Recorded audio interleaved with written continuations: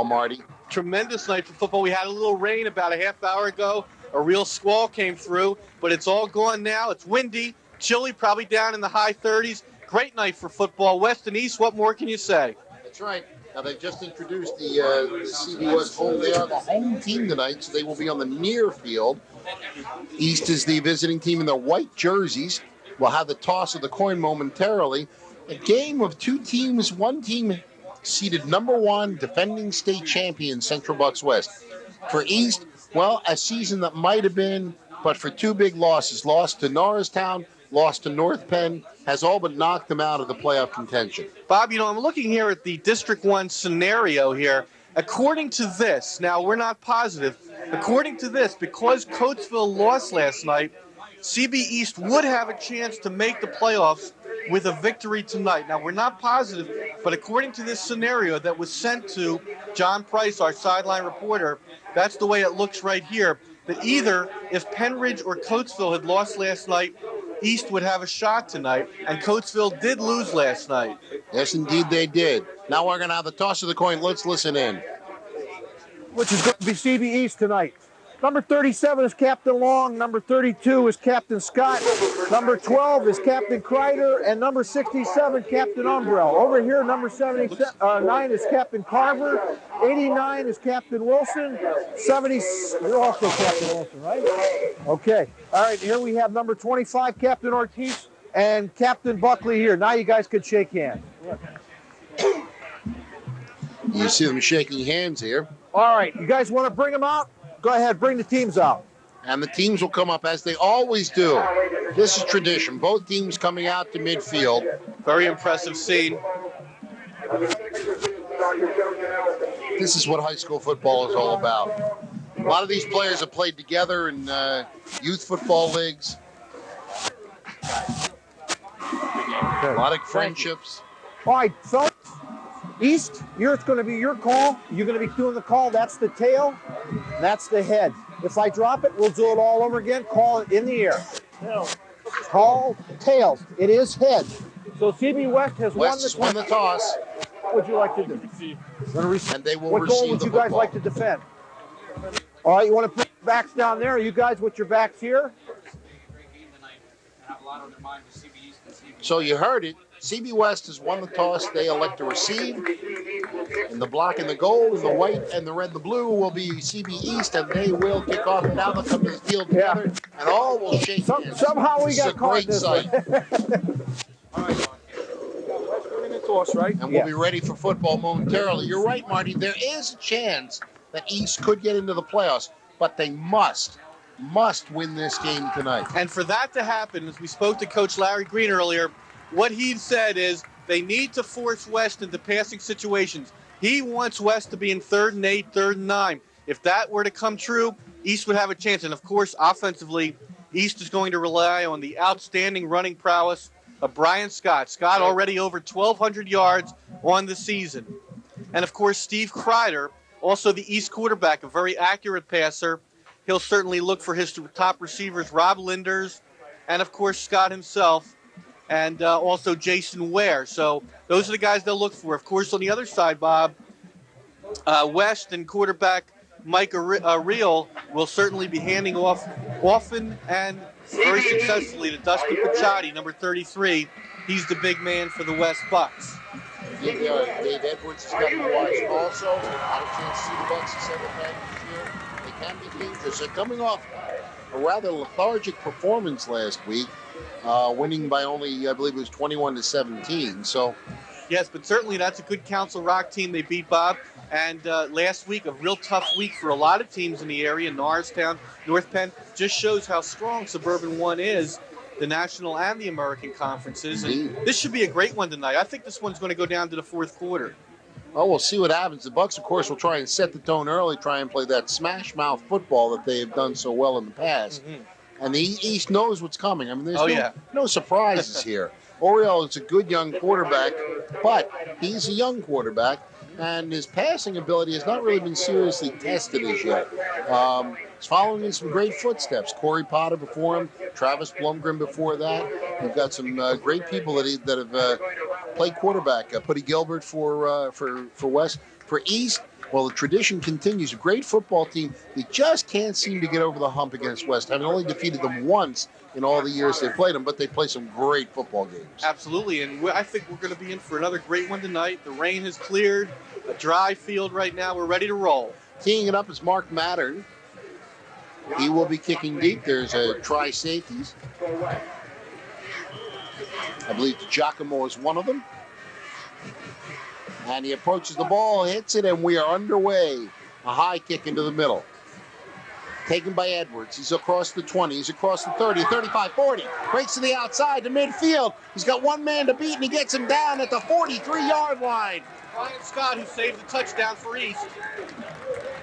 Dave Edwards, tackled by Brian Scott, and an auspicious start for the Bucks. Tremendous return out of Dave Edwards, the senior, 6'1", 205. Great size and real good speed for a return man. And now Mike Orial will bring his team out on the field. Orial, number 8, a sophomore at 6'2", great size.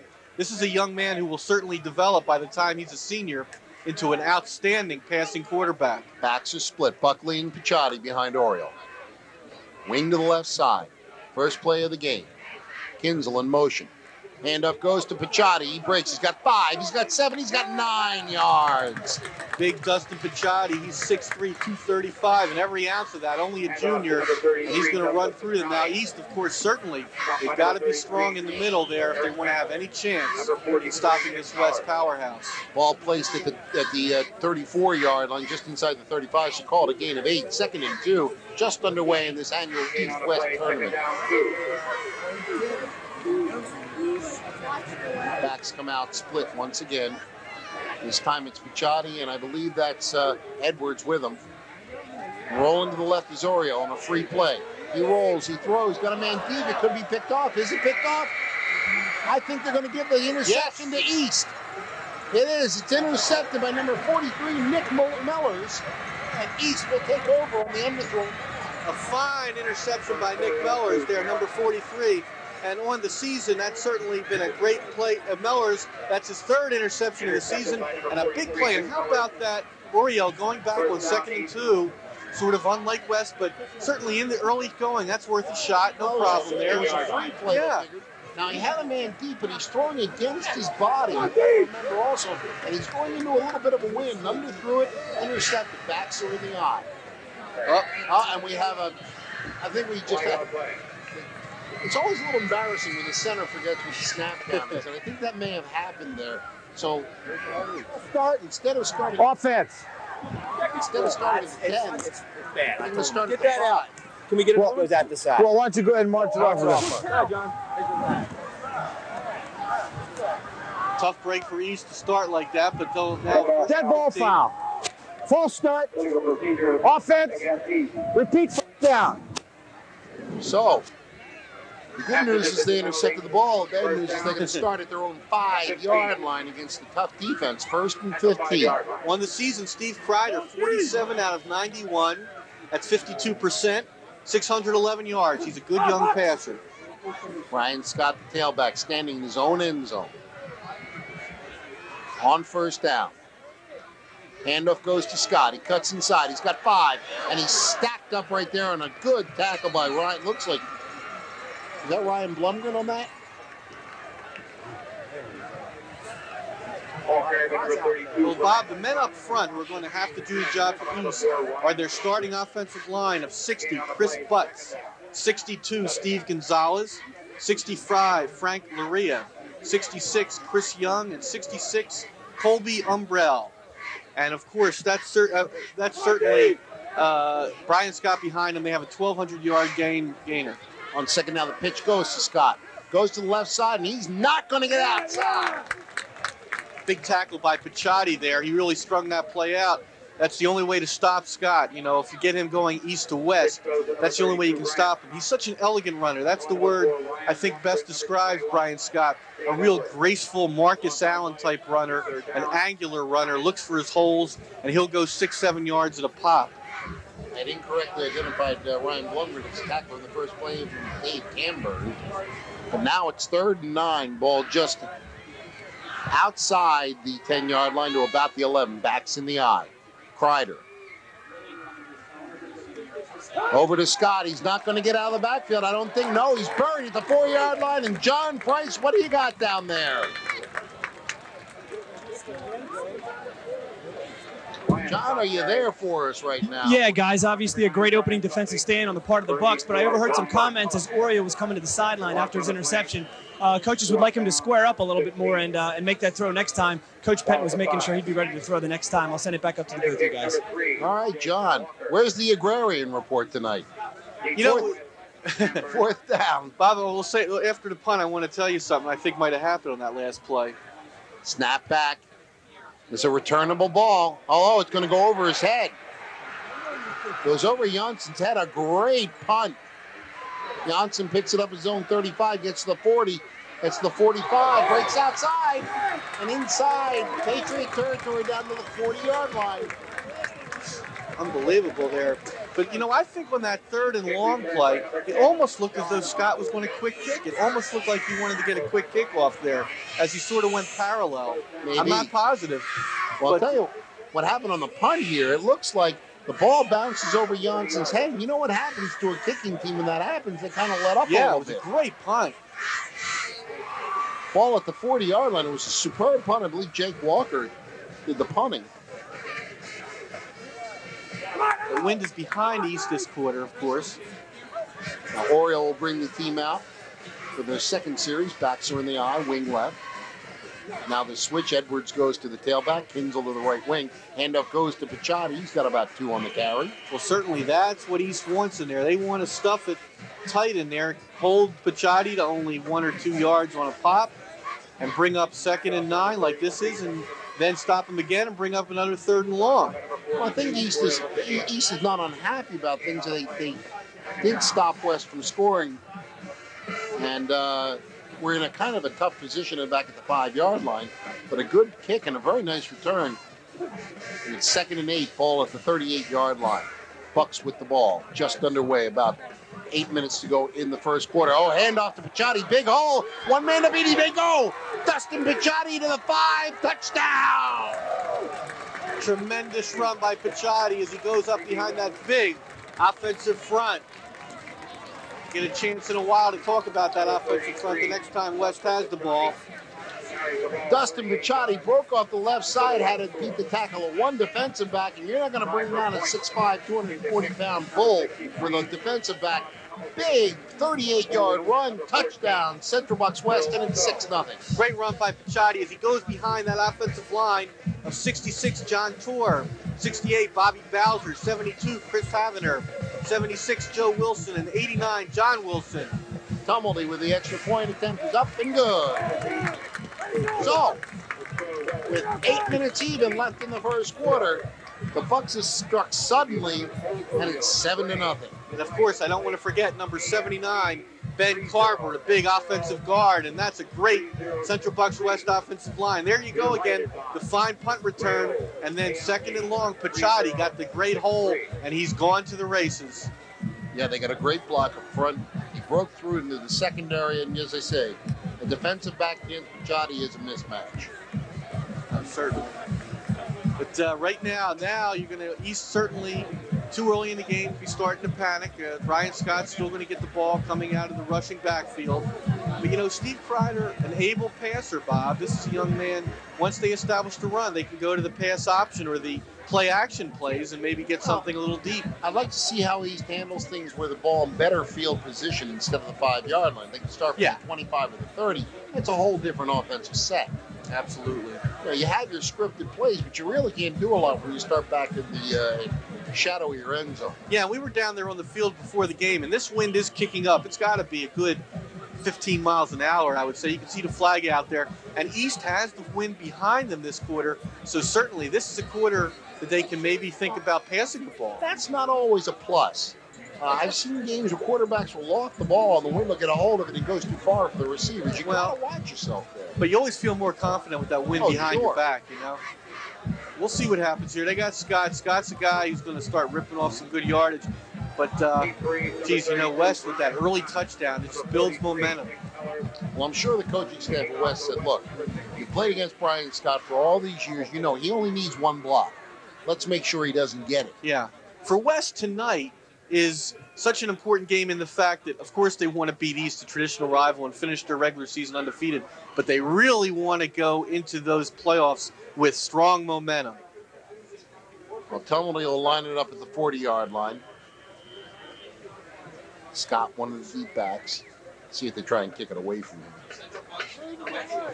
He hit a high, short kick. Scott will come up and take it. Oh, and he fumbles the ball. Ball's on the ground, and I think West has got it.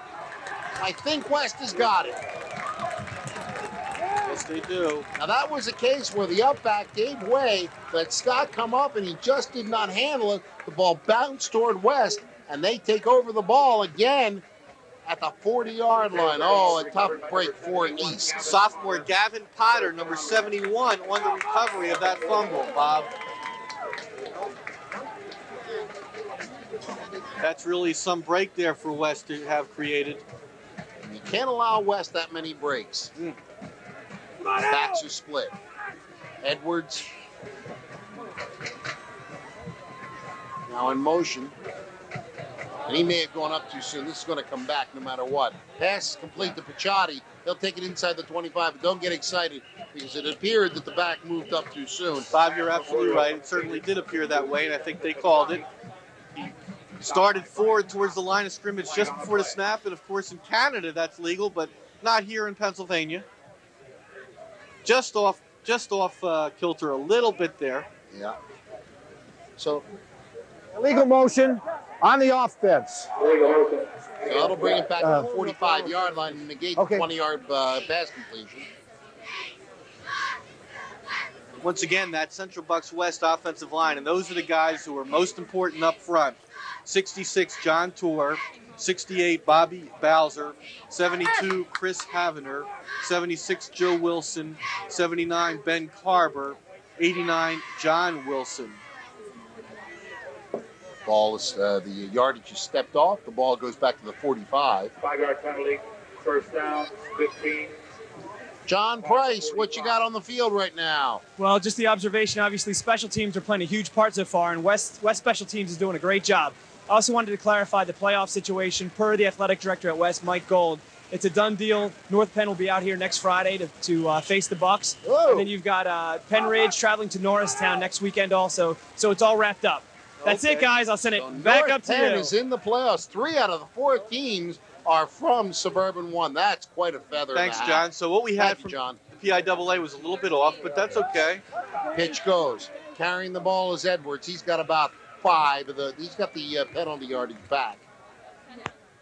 Boy, what's impressive, these West guys are so big and strong. You know, Picciotti, last year Dave Armstrong graduates, and now Dustin Picciotti, this big young man, real strong and real solid and real fast, comes right in and replaces him. Yeah, but I'll tell you, I like Dave Edwards. Dave Edwards has a lot of flash, can really run that football.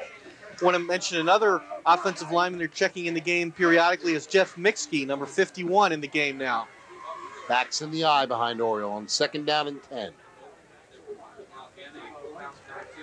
Handoff goes to, no, he's throwing the ball and he throws it a little short for Picciotti. Had him there, but that's a tough pass, and he just threw it a little bit short, make it 3rd and 10. Well, you really got to love Coach Mike Pettin really opening it up tonight. Certainly Uriel with the nice play fake there and the little pass. They're trying to open things up. They're not going by pattern. Well, I think he knows that this year, unlike last year, in the playoffs, he's going to have to open it up. They can't just go to Armstrong all the time. Picciotti is a great running back, but he is not quite yet the caliber of what Dave Armstrong was. They could just hand it to him, and they had so many other tools last year. Now they have to open it up a little more, and I think they're prepping for the playoffs, to tell you the truth. Oh, it's the end around, and it goes to Giacomo, and or Janssen, rather. He's got a lot of room. He's down to the 30, inside the 30 to the 25, 29. And like I said, they get a little fancy. Yeah, that time, well, that's Sean Michael Janssen, number 10. Now, he lines up sort of in a wing-back spot, takes an inside handoff, almost like a wing T kind of handoff, and has a nice opening and goes for what appears to be, it's going to be a little short of the first down. They're going to measure. Okay. But I'll tell you what, Janssen, now last week, they tried a lot of this stuff against Council Rock, and it almost looked like Keystone Cops at times. They were jumping offside. They really looked weak. And you know what they did in practice this week? that thing came across perfectly. Yeah, that's all timing on that play, you know. Let's see if they got it. Just short. Just short. It's going to be 4th and just short. So, 4th and about a foot, I would call it. well, you got to figure that the Oriole's going to call his own number. He's going to go to Dustin Picciotti. Well, I think when you have a man the size and the strength of Picciotti, you give him the ball in this situation. 4th down. Number 23, Greg Kinzel in the game also to help out on blocking. And they're going to come up to the line. They'll wait till they get the sticks back.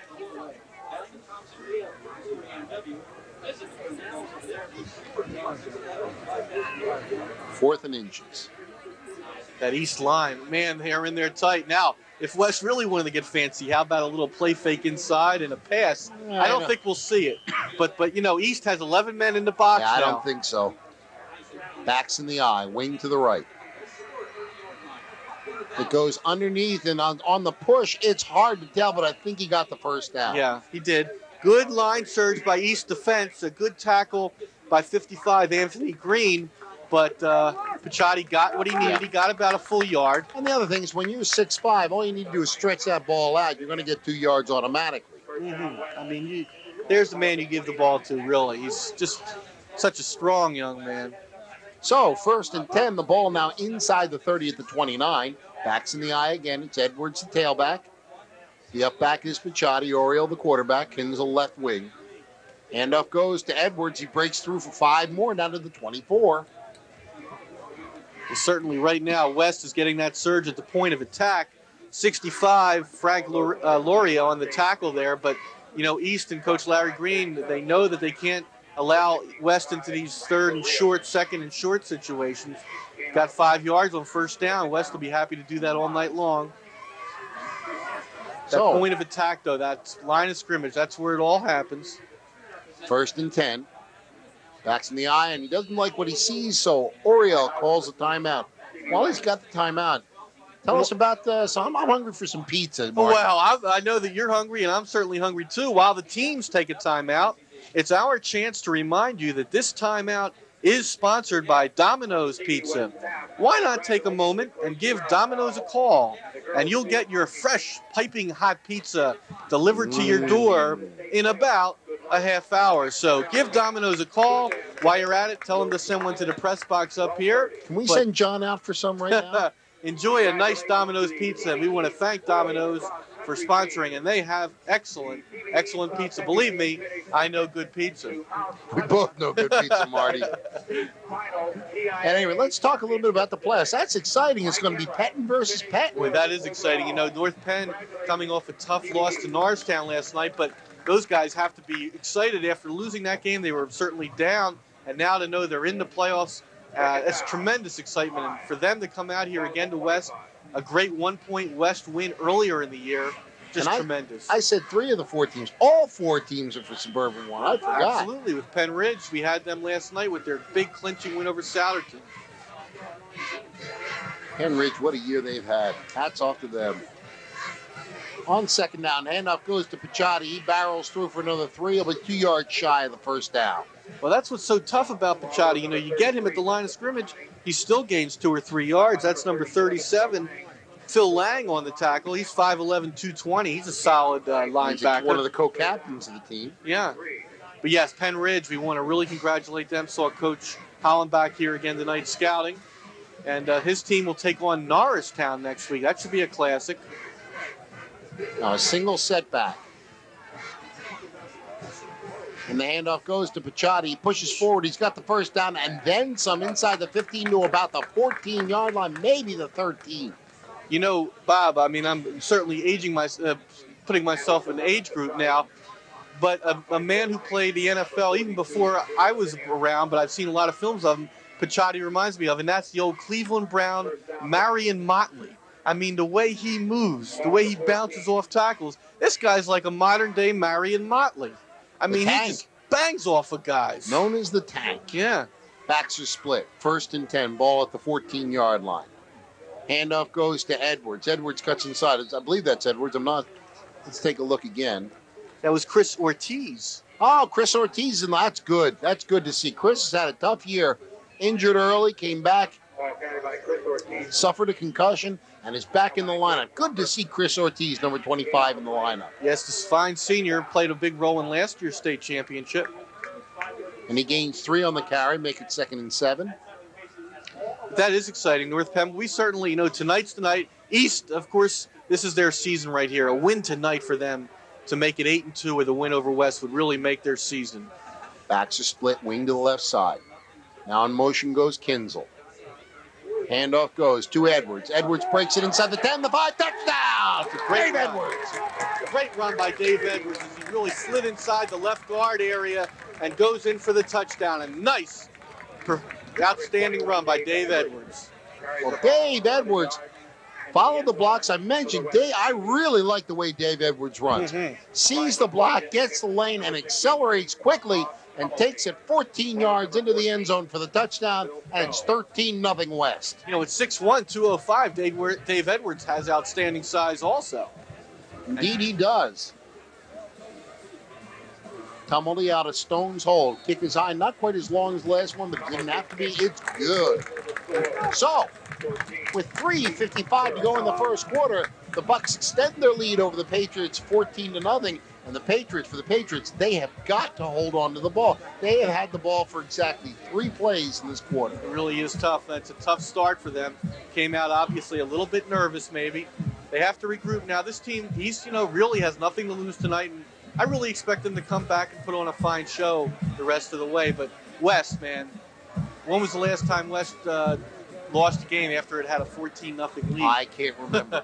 But, this one's certainly not over. I mean, East is a team, when you have a player like a Brian Scott in your backfield, anything can happen. This is a quality running back, quality young man, of course. Certainly one of the best running backs in the country. Absolutely. And he can go 80 yards at any time for a touchdown.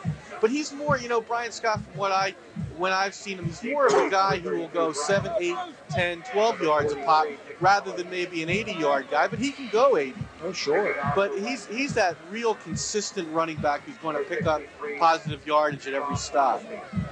So Tumbledy will line it up. Let's see if he tries the high short kick again. It sure worked for him last time. Well, I tell you, this place is jam-packed, Bob. Mellors and Scott, the deep backs. Just looking around now, and there's not an empty seat in the house. And Tumbledy approaches the ball. This time he hits a ground ball.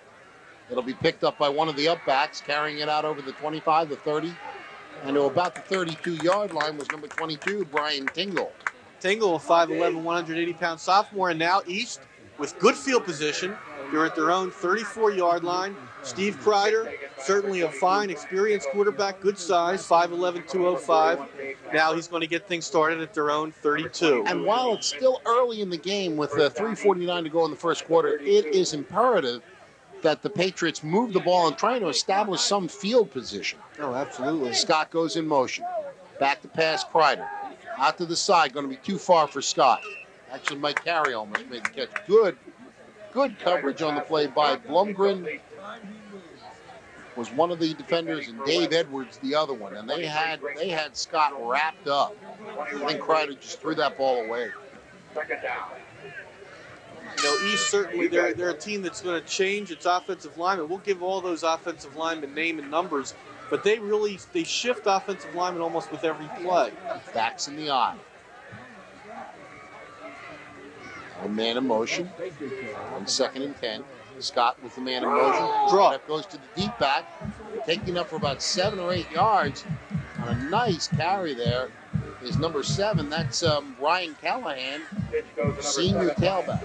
That's a nice call there, a nice run by Ryan Callahan. Won the season, Callahan has 27 yards, 9 carries, but that's a nice call, the draw right there. Look for East. East has a bevy of fine offensive linemen. 60, Chris Butts. 61, Jim Kokas. 62, Steve Gonzalez. 65, Frank Loria. 66, Chris Young. 67, Colby Umbrell. And 71, Joe Yerkes Jr. They all cease time on the offensive front. Backs are split. Now Scott will take the pitch back, and he's in the backfield. He's going to have a tough time getting out, but he turns the corner, still loses yardage. Brian Scott finding the going rough early on as a host of tacklers bring him down. It was Andrew Elsing, number 20, who really strung that out, Bob. And like we said earlier, if West certainly wants to string Scott out to the sidelines going east and west, because once Scott gets those shoulder pads where he goes north and south, he's tough to bring down. Just what Larry Green didn't want, 3 and out. Into kick number 3, Jake Walker. Johnson, one of the deep backs. Ball is kicked away, sort of a wobbler. Taken by Johnson, fumbled to pick back up. Carries it out over the 35-yard line. They'll take it close to the 40-yard line. It's Jake Walker, the punter, number 3 for CB East, and he's had a couple of good ones so far. That one, I'll tell you, it was fortunate for Johnson. It fell out, but it bounced right back up to him, and he maintained his composure. Knew he had room, picked up the ball, got a pretty good amount of yardage after the catch. It's got to be still one of the toughest things in football is to be able to catch a punt with all those guys running at you. That's really a difficult situation, even just to hold on to it, fans. I mean, that's such a tough thing to do, and then to be able to get positive yardage really makes it a sweet play. Well, the Bucks, who had an interception on their first possession and scored on the last 2, have the ball again. With 2:40 to go in the first quarter, they lead 14-0. Oriole brings them up over center. Picciotti and Buckley, the running backs. On first down, the handoff goes to Picciotti. No, yeah, it's a handoff to Picciotti. He'll get it up to about the 45-yard line. Gain of, we'll call it close to 5 on the play. 42, Troy Lavinia brings him down, but Picciotti, nothing spectacular on that play, but look up. He's got 5 yards, and it's 2nd and 5. And, you know, Bob, with most teams, you would say at this point, boy, you know, this is where you really need a turnover. This is where East needs a turnover. But West, you're so unaccustomed to seeing them ever beat themselves and turning the ball over. But this would be a situation where East really would love one. Backs are split. 2nd and a long 5. Kinzel in motion. And it's a keeper by Oriole. Cuts it inside. He'll get about 2, maybe 3. Make it 3rd and about 2. Well, looking there at the tackle, number 43, Nick Mellors, and 3, Jake Walker, you know, on the stop. But now that brings up that 3rd and 2. And, you know, again, we'll say if I had a Picciotti out there, Bob, I'm giving him the ball on 3rd and 2 every time. He is your short yardage man normally here. Yeah. Off the 48. Sean Michael Johnson checks into the game, replacing Matt Carey. West also, you know, changes offensive linemen on just about every play, one or 2 of them. Keeping them fresh. Yes. And again, Oriole doesn't like what he sees. He calls his 2nd time out of the half. So they go over to talk it over, and I'm hungry again, Marty. How What you about got for pepperoni him? this time, Bob? While the teams take a timeout, it's our chance to remind you that this timeout is sponsored by Domino's Pizza. You see their numbers right there in front of you in Doylestown and in New Britain. Why not take a moment and give Domino's a call, and you'll get your fresh, piping hot pizza delivered to your door in about a half hour. That's 230-0988 in Doylestown, 230-7477 in New Britain. The great, outstanding Domino's Pizza sponsors this timeout. Ooh, pizza. Well, the timeout called by Central Bucks West, they wanted to get on the same page. And let's see if that'll cost them later on because, you know, they like to bank those timeouts for late in the half. But Oriole didn't like what he saw, so he said, all right, call him timeout. That's what the coaching staff told you to do. Get a look there at the CB East marching band. Did an outstanding job, as always, before the game. On 3rd and 2, single setback. It is Picciotti. He carries it, and he's got the first down over the right side. Good blocking on that right side once again, led by Joe Wilson. And he's got the first down. They move into Patriot territory again. 1st and 10. You just give that ball to the machine there, and he's going to go for you. I mean, there's no way you can stop. I don't think the Chicago Bears themselves in their heyday could stop Picciotti on 3rd and 2. So on 1st and 10, backs are split, sort of staggered right now. And here comes the wing counter, and it works beautifully. Carrying the ball for good yardage is Kinzel. or Janssen rather. Sean Michael Janssen, yes, Bob. And like again, that's that wing T style right there. Janssen lined up on a wing position, and that wing T style where he comes inside, the fake inside to the fullback and the handoff, and the blocking has already taken its course at that point.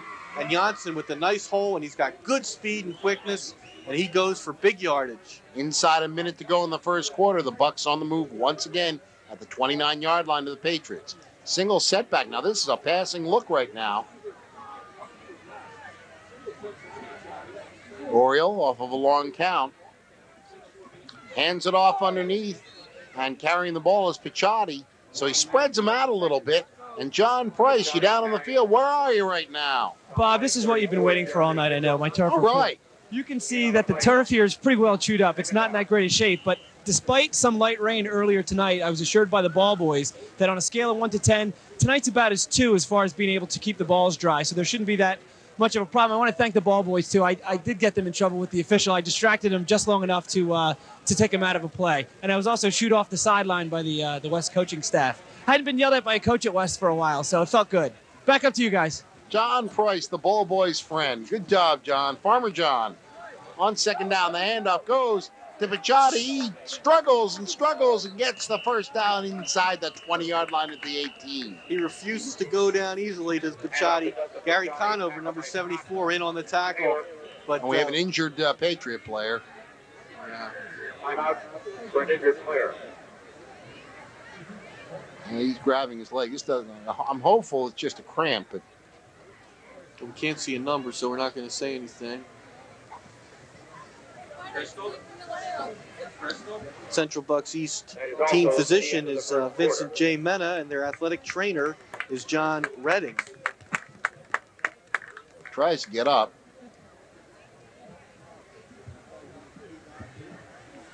Well,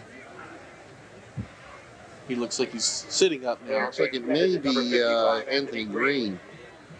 It's 55, Anthony Green, 6'1", 220-pound junior. Big key part of this Central Bucks East defense. And while we have this injury in the field, just to let you know, the first quarter has come to an end. So that is the end of one quarter as they help Anthony Green. Oh, no, he's out on his own power. That's good. So we've completed one quarter of play. It's been all CB West as the Bucks lead 14-0. As we start the second quarter, the Bucks will have the ball on about the 18-yard line as they are on yet another drive. Bob, Anthony Green, we're going to take a quick break. We'll be back at second quarter action in a moment.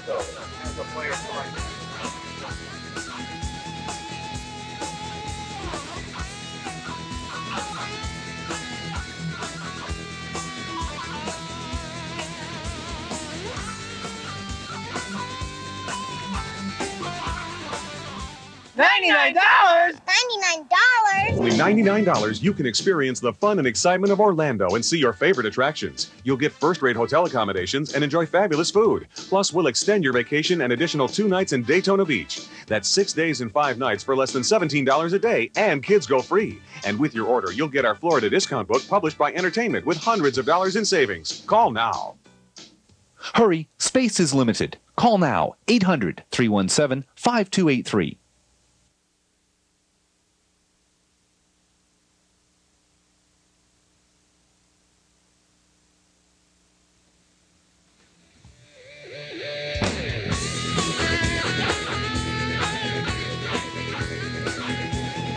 We are back for second quarter action. First play of the second quarter, Chris Ortiz goes off the right side, carries it down to the 7-yard line. It'll be first and goal for the Bucks. And as I've said all season, we are now on Picciotti Pike. Just keep it up the middle, Bob. Just keep it up the middle. Dustin Picciotti. 33 Highway. Picciotti it goes. He's got 2. He's got 3. And he'll take it down to about the 4-yard line. Dustin Picciotti. I saw something I haven't seen in a long time this season last week. I saw actually somebody beside Picciotti carry the ball inside the 5. Well, certainly, you can change things up, and they have a number of great backs on this West team. And, of course, Oriole himself could take it home. Oh, yeah, absolutely. Why not give it to Picciotti, though? He's really money in the bank. It was Armstrong land last year. It's Yeah. Picciotti Pike this year. On 2nd and goal. Oriole. Again to Picciotti. He's to the 3. He's into the end zone for the touchdown. And that's why he gave it to Dustin Picciotti. Just don't mess around there. Don't get smart. Just give the ball to Picciotti and he'll do what he needs to do. Just a strong, strong run. And, of course, great credit to the West offensive line. Dustin Picciotti, though, he is just too tough for one man or two men to bring down. Holding number 14. And now Tumbley will go for the extra point. 3-touchdown ball game now already, Bob. I'm sure Larry Green and his staff are sitting there frantically trying to figure out what to do to stop this machine. Kick is up, and the kick is good. With 11:09 to go in the half, the lead has extended to 21-0 for West. You know what's so impressive, too, is the fact, of course, Picciotti, just a tremendous, tremendous running back. The timing that he has with quarterback Mike Oriole. Oriole gets the snap from center and turns around and has that ball in Picciotti's stomach real quick. I mean, it's just, the timing is just tremendously pat. It's right down, and that timing has to be there because if it was off any bit, then you can fill that hole a little bit quicker and maybe get a hand or an ankle of Picciotti's and bring him down. And remember also that Oriole is a sophomore, Picciotti is a junior, so they'll be back doing this together next year. Suburban One coaches don't want to hear that. There we go. Look at that great concession stand here. We have some of their fine popcorn, some of that outstanding Domino's pizza down there. Pizza. You want to give Domino's a buzz, of course, here on TSM. We're Domino's thankful. gives me a buzz, I'll tell you. 21-0, and of course now, like we know that West will be facing North Penn again next In week. the rematch, 13-12 last time. Just a great game last time, and certainly we'll expect nothing short of it again. And then, of course, on the other side of the semifinal draw, Penn Ridge and Norristown, and that is a classic. The Norristown speed, Penn Ridge's outstanding defense, fine running game, and really Struthers at quarterback doing a great job. That should be a classic. Poppy Yoder Field and War Memorial Field will be rocking next week. Tumbley sets it up at the 40. And he hits it. Again, a low line drive, bounces up. Hingley, and he falls down. Well, I'll tell you, if it weren't for bad luck, East would have no luck at all. Tingle gets the ball, nobody in 10 yards, starts to head out, just lost his footing. Tough, and he wasn't, they'll start inside at their own 20, will the Patriots? So the ball at the 19-yard line. But again, we don't expect the Patriots and Kreider to start throwing the ball all over the place on every down. They have to do what they do best, which is mix the run with the pass, mainly counting on the run and Brian Scott. Backs in the eye. Now Scott goes into motion. Kreider on first down gives the wing revert counter, and it goes for about 3 yards. Handoff went to Mike Taylor. Nice wing position there again. That's that Delaware wing tee style. Mike Taylor gets the inside handoff. On the season, Mike Taylor has 4 carries for 18 yards, so he's going at 4.5 yards a pop. And that time, he gets himself about 3 or 4 on that one. 2nd and 7, the ball out to the 22-yard line. But that's the kind of thing East has to do. They have to open things a little bit up and then go back to Scott. And again, the carry goes to Kreider. Kreider's got 3 or 4 yards. He'll be about 3 yards shy of the first down as he gets it out to the 28. Obviously, Bob, the Buck defenders have been keying on Scott, as they, of course, would. A 1,200-yard rusher coming off a big 200-yard game against Ben Salem last week. But, if you have other guys that can run the ball, and now they're in a 3rd and 1 situation, now they can go either way, and Scott will certainly be able to get a little bit more opening and more yardage, hopefully. Well, if everybody's bunched in, they can try and pitch wide to Scott, see if he can get some yardage around the corner. Backs in the eye. 3rd and 1. Handoff goes to the up back, and he got the first down. Yeah. He got a couple on that one. Looked like he was stopped initially, but he picked it up. That is Brian Scott on the carry. Angelo Polena on the tackle, number 44. And Scott gets CBE's first down of the evening. So that's a good sign for East there. Just they were able, really to go to another running back, and then on the keeper Kreider, and then able to go back to Scott for the first down. So, single setback now. Kreider back to pass. Throws to the side. It's complete. I believe that's Scott over there, and he'll get about 5. Kreider's pass complete to Brian Scott. Yeah, Brian Scott, in addition to being CBE's leading runner on the season, Bob, is also their leading pass receiver. That's his 15th catch on the year for an impressive 15.6-yard average per reception. Scott gets about 5, maybe 4 rather, make it 2nd and 6.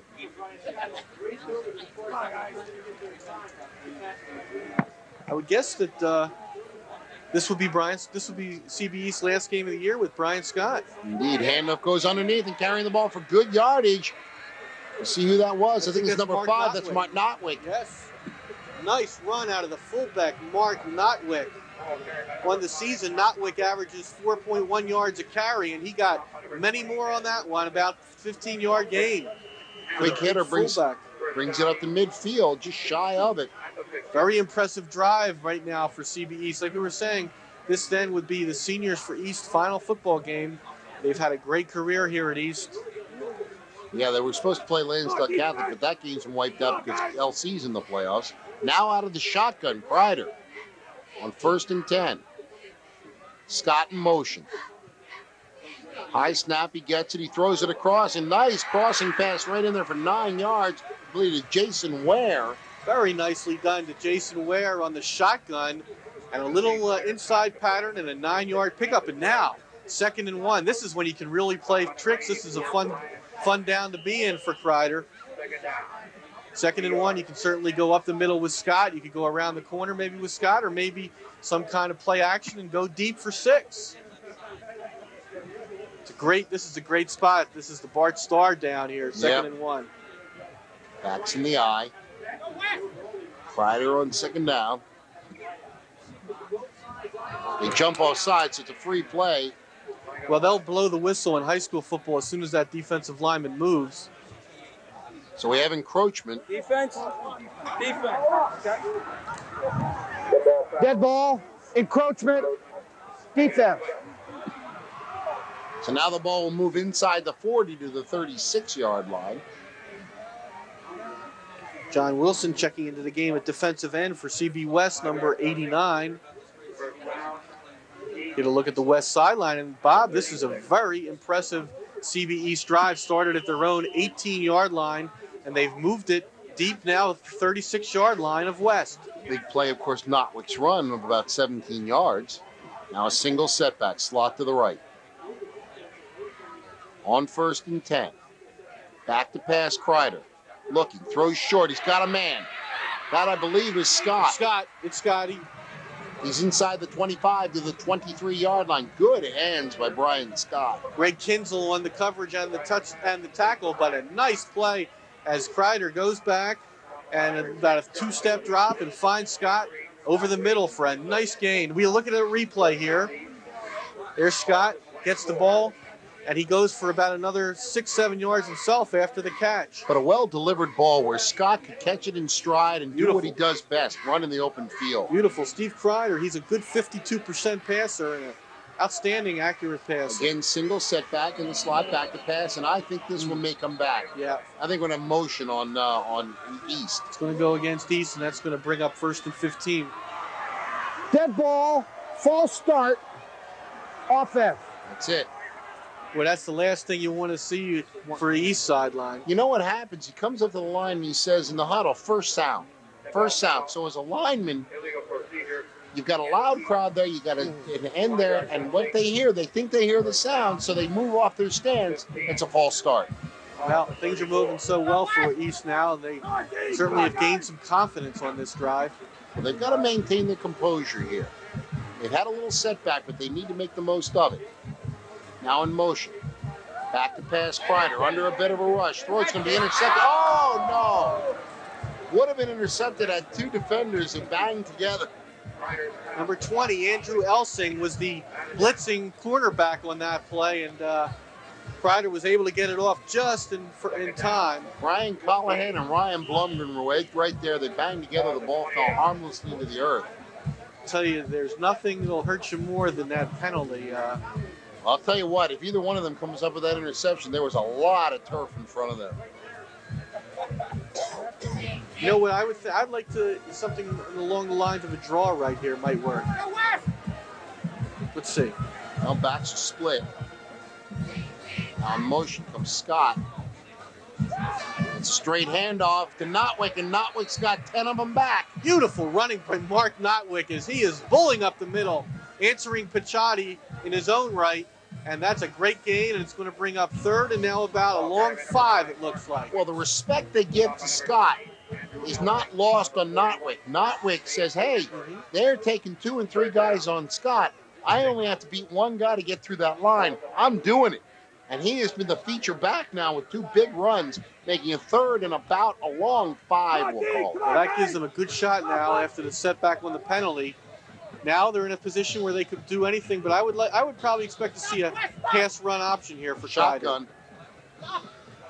Scott out of the wing in motion. High snap. Oh, and he's got to go back for it. Throws it over the middle, and it's still, it's a complete no. Ball's on the ground.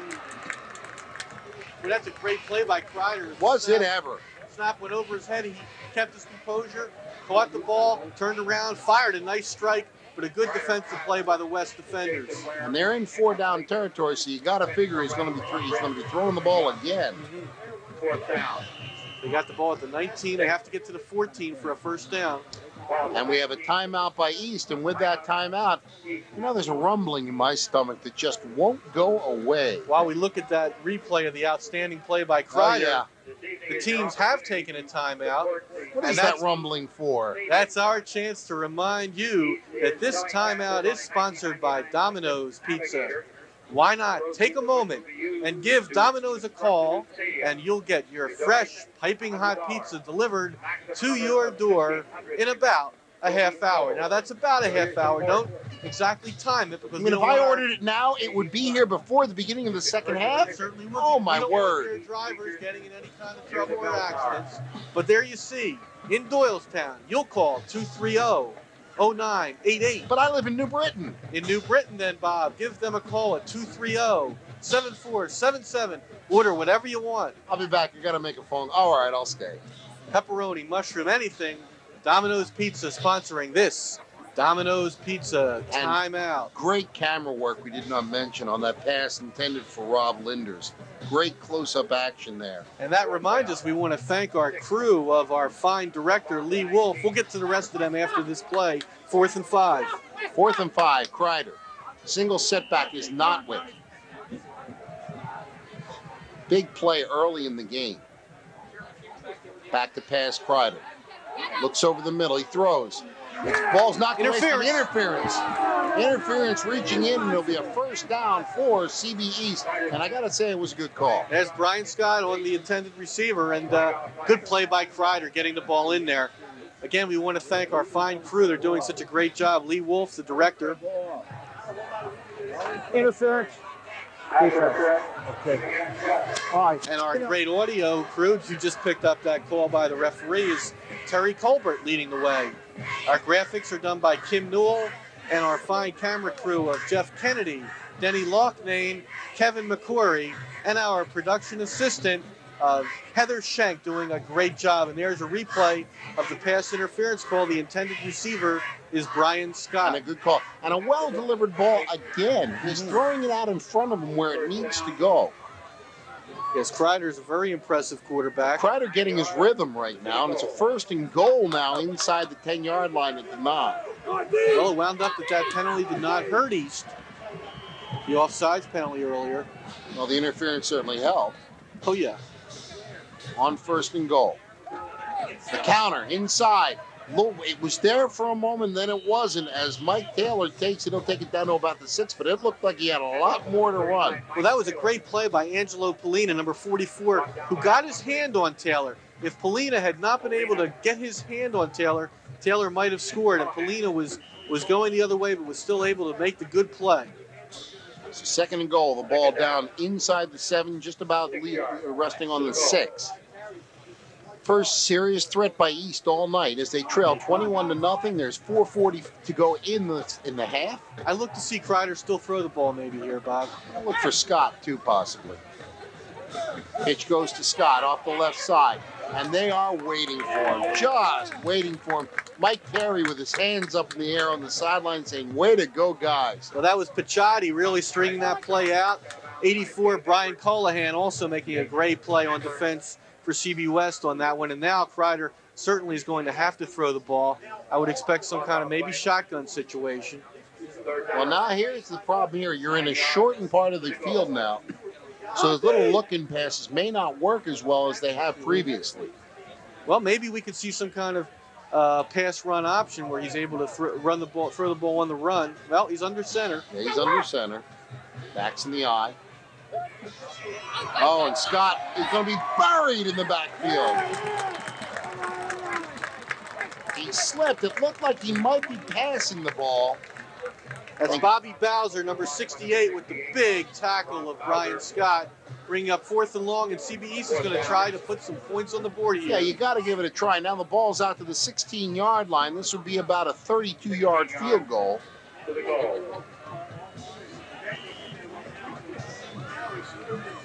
Let's see if their kicker's in there. Yeah, you see him right there.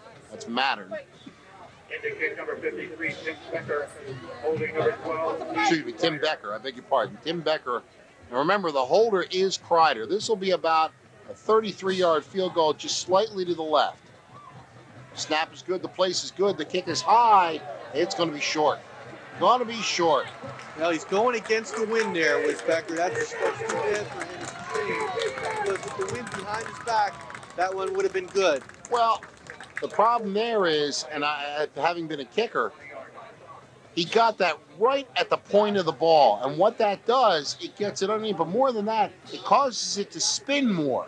You saw that thing really twirling in the air. Well, that does, it causes wind resistance. Yeah. And it shortens the ball. You saw the ball go way up high and then just stop. What you try to do is sort of get it where the stripe is, and get it over the line of scrimmage. The kick then goes sort of on an arc instead of a loop like that. So what happened was the kick was short. The Bucks dodge a bullet. They take over with 3:39 to go in the half, still leading 21-0. Well, no points or not, that was an impressive drive by CB. Yes, it was. The handoff goes to Picciotti. Breaks outside. He's got one man to beat. Straight arms him, but is pushed out of bounds by Brian Scott at the 43-yard line after a 23-yard gain. Oh, man, what can you say about Dustin Picciotti? Just a tremendous run. And the stiff arm gains him another 8 or 10 yards. Brian Scott, just such a great all-around player, offensively and defensively, back on the tackle. Well, let me tell you something, Marty. You could have run through that hole that was there. I don't think so, but Dustin Picciotti, this is one impressive absolutely. running The back. line just opened up a huge hole for him. Absolutely. That's where it all starts, in the line.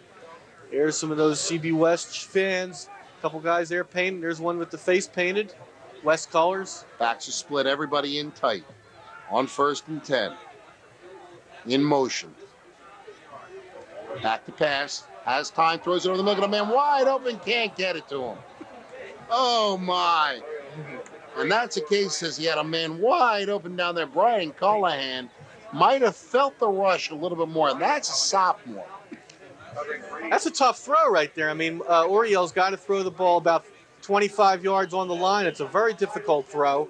Just missed him. With the wind behind him, of course, if he has more time, he does. He just makes him run under the ball because Colohan was 7 to 8 yards behind the nearest defender. Well, that's certainly, when you have a back like Picciotti opening up that defense, I mean, now they have to be looking for him.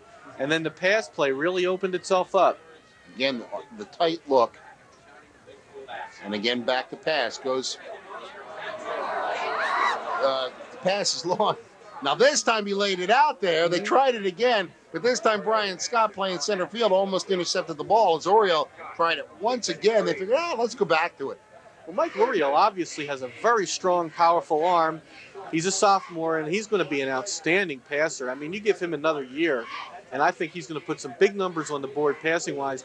You know, with him, with he being able to throw the ball and Picciotti running for another year in this backfield, man, oh, man. He's 6'2", 185. You put another 15 pounds on him, And he gets to maybe another half-inch. He's 6'3", 200. He's going to be a prototype quarterback. 6'2", that's great size for a quarterback. Absolutely. And he'll get bigger. He'll get bigger, Backs probably. are split.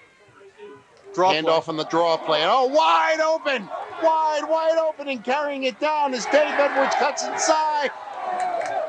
Brian Scott. Brian Scott saves. Saving tackle.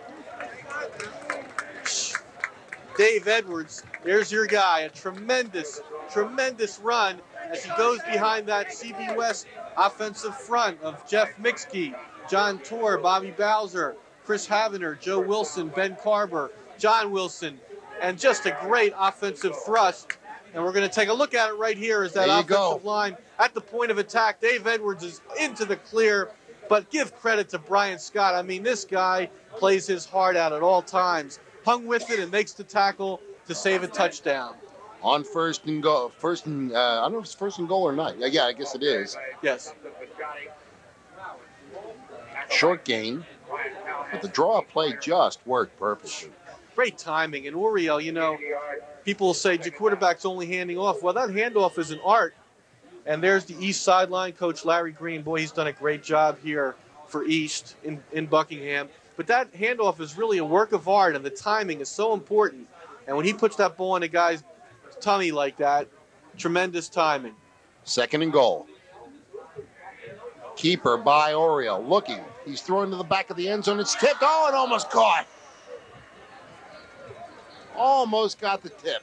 Yeah, that's number 15 there, Matt Barrett, looking to catch that ball in the back of the end zone. Good East defensive work. You know, Mike Oriel, very impressive as far as being able to go back either in the pocket or on the run, and he can fire the ball. And this is a nice drive by West as they look to make it a 4-touchdown game at the half. 2:17 to go in the half. Third and goal, the ball at the 9-yard line. Checking in is another tight end, Brian Callahan. There's a guy you might look for on some kind of rollout and pass in the end zone. Single setback is Picciotti. Buckley is wide right. On third down, rolling to the left. Now back. Throwing it over the middle. Got a man wide open. Touchdown! Callahan.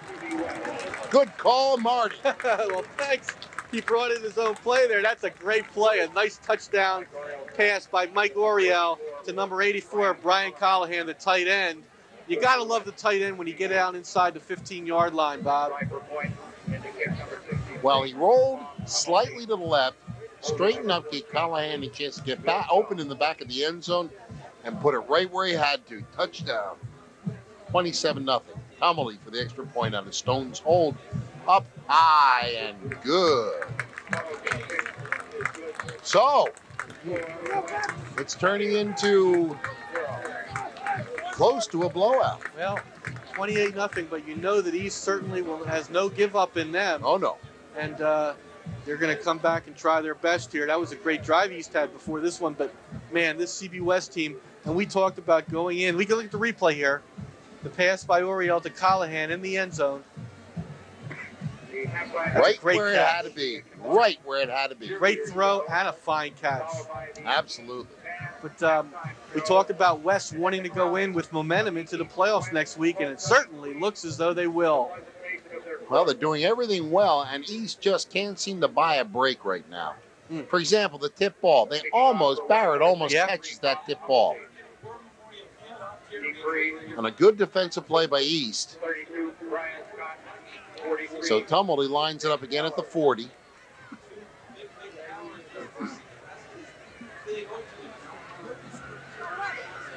This is where East could really use a big return here, Bob. Oh, they could use anything right now. Let's see if he kicks it low again.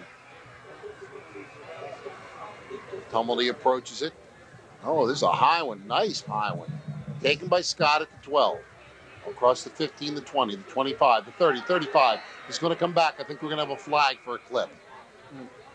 Good return by Brian Scott, close to the 40-yard line. But yeah, like you but said, again, Bob, it's coming back. If it weren't for bad luck, East wouldn't have any luck at all tonight. Certainly, that holds true. And Larry Green, a veteran of so many of these games, just can only sigh and say every year it's something. I saw Larry about an hour before the game. We spoke. It's back, West. Half Illegal the block. Well, you can go 15. So instead of going back out to the 40-yard line, they're going to start at about their 15. Spoke with Coach Green about an hour before the game. He was really loose, very up for this game, had his team up. They had a great week of practice.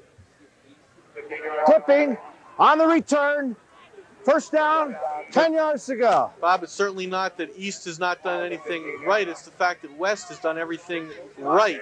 East is playing okay, but West just has been too much so far. Absolutely. Absolutely. So, ball at the 15-yard line. Handoff goes and carrying it for short yardage. That's Mark Notwick. Boy, he's playing real well this first half. Had a couple of big gains on that last drive. Notwick gets about 4 on the carry. Actually gets about 5. Not a bad run. But the clock will move inside a minute 40 to go in the first half. There's Coach Mike Pettin Sr. They're talking to his defender, number 21, Dave Edwards. And it'll be senior, junior again next week. How about that? North Penn really has to be excited after a tough loss last night. I'm sure they were down, but now they're up knowing they're in the playoffs. Backs in the eye. Rolling left is Kreider. Under a rush. Throws it. And it's intercepted. Intercepted by Camburn. And the ball down to the 24-yard line. Camburn stepped in front, and the Bucks again have another opportunity. Dave Camburn, a sophomore at 5'10", 160 pounds, makes the fine interception for the Bucks. Oh, my. Let's take a look at this again. Great pass rush put on that time, as Kreider really did a great job of just getting the ball off. Now he's throwing against his body here. He's not squaring up. Brian Buckley on the rush. So he throws off his back foot. Camburn steps in front right here. Oh, great camera action. Well, when you're on the run like that, it's really tough to square up. Absolutely, especially when you're rolling to your left. He didn't have time really to square up. Backs are split. Rolling to the left is Oriole. He looks, he's got a man Janssen, he's also got Barrett, and he throws it between them. Yeah, Sean Michael Janssen, number 10 back there, as well as Matt Barrett. And it was intended, I believe, for Barrett, who made the diving attempt. Again, Brian Scott on the defensive coverage. He's all over the place. Along with number 39, also on that coverage, Mike Taylor. But again, you have a quarterback rolling against his body, throwing against his body, and you've got a wind that's kicking up a bit. You don't know if it was intended for Janssen or Barrett, but it fell between them. Oriole, really impressive with a very strong arm. Like you said, he was moving left and was able to throw a nice one downfield. Back split with 1:07 to go in the half. Back to pass. He's got a rush. He's going to be buried. And great blitz. Mike Taylor, the man who was on defensive coverage that time, comes on the blitz. A great call by CBE's defensive coaches. Now let's see if East defense has gotten smart. If I'm West, I try that draw play again. We go over those CBE's coaching staff under Larry Green. Fred Bernhardt, Steve Curtis, Bill Heller, Craig Phillips, Tony Shino, John Calpin, Mike Dougherty, John Marmer, Chris Rittenhouse, and Bart Zarko. And that East coaching staff, they've had a great year. Single setback, but watch out for, I just got a feeling about Dave Edwards. He's winged. Oh, and under the rush, and there goes Oriole. Oh, great defensive play. Troy Lavania, number 42, along with Jake Walker, 3, and East with a real impressive gut check stand that time. A lot of character shown. They don't want West to score another touchdown here. Well, they don't want that clock to keep moving, because once you get to 35, it's a continuous clock. Well, that's it. That's going to be the end of the first half, Bob. And that will bring the end of the first half. We're at 0-0. The teams will go to their respective locker rooms. And, okay, at halftime, John Price, you have somebody down there for us. I do. I have a couple representatives from Central Bucks East. My favorite CB East alum, Rob Lockery, here is along with Dr. Janelle, the principal over at Central Bucks East. Rob has remained involved in the football program over at East, very involved, as a matter of fact. Rob, would you care to discuss that a little further? Yes, actually, what got involved this year is we're trying to raise some money to build a stadium up at CB East. In the beginning of this school year, we officially kicked off this project. We have a steering committee that's being headed by two businessmen from the area, Bruce McKissick and Harry Ferguson, and a real active grassroots committee and alumni committee focused on raising $4.5 million to build a multi-purpose athletic facility up at CB East. It's going to be a stadium to host soccer, football, field hockey, districts for track, band cavalcades. Really, we look to it to be a big center for the community at CB East. Dr. Janelle, obviously this is a huge initiative on behalf of the school. What does it mean to the school, and where can people call or contact if they're interested in helping out? Well, when you look at Central Bucks, you'd expect these two great football and athletic programs to each have their own facilities, and we've obviously outgrown this one, so it means a lot to Central Bucks East and to Central Bucks West. This is very important. It's been a goal of Central Bucks East alumni since 1970, and the athletic programs and the community really do need two stadiums. So what we're doing is we're trying to make this dream come true, and anyone who's interested in donating or getting involved in the effort can call the Central Bucks East Athletic Office, 794-7481. All right, that's great, guys. Thank you very much for joining me, Dr. Janelle and Rob Lockery. And I just want to mention one more thing to Rob is maybe he should develop going to his left a little bit better and stronger to the basket. I think I'm going to work on that in the offseason. All right, I'm going to set it in the spring. Enough with my basketball reports. I'll send it back up.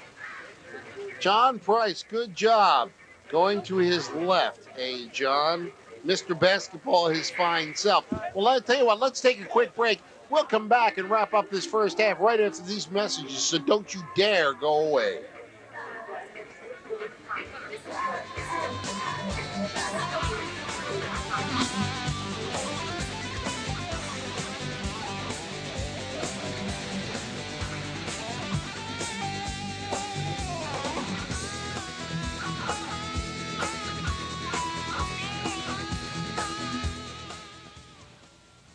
No one was home when they broke into the house, but the victim still felt frightened, violated, and it might have been prevented by Protection One, one of the largest and most trusted home security companies in the United States. Now, for a limited time, you can get a basic Protection One system for free. There's no charge for equipment, installation, or home hookup service. And with our 24-hour monitoring and lifetime service program, all for a low monthly fee, the people you love will feel safe and secure from burglaries, fire, and medical emergencies. We'll keep watch over your house night and day. Our lifetime service program will keep your security system in top-notch condition. So if you own a home, call Protection One at the toll-free number on your screen now. And we'll send you a free booklet with tips on home safety and security, along with information on Protection One. There's no obligation. Call Protection One today.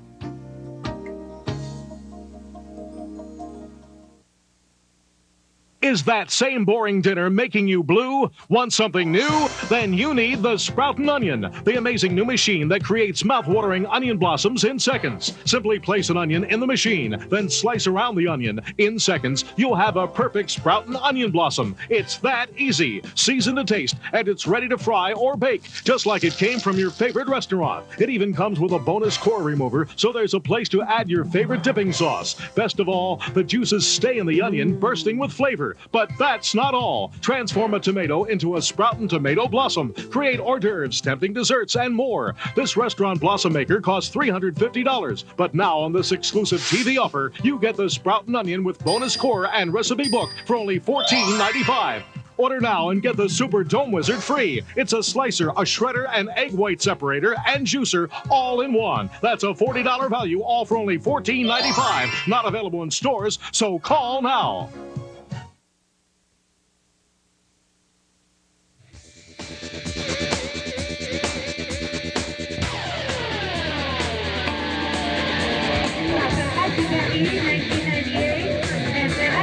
Back at War Memorial Field, Doylestown, Pennsylvania, Bob Freeman along with Marty Katz and John Price on the field, bringing you all the action. You see the halftime score. The halftime score is not really necessarily indicative of this game. East has not played a really bad ball game. No, certainly East has played a decent ball game with one real nice drive. They had a tough turnover early in the game, but certainly East has played well enough to stay in most ball games and maybe lead some. But West has just played so strong tonight. A great 24 minutes of football from West. I don't think they could play a better 24 minutes both offensively and defensively. and it shows on that scoreboard with a 4-touchdown lead.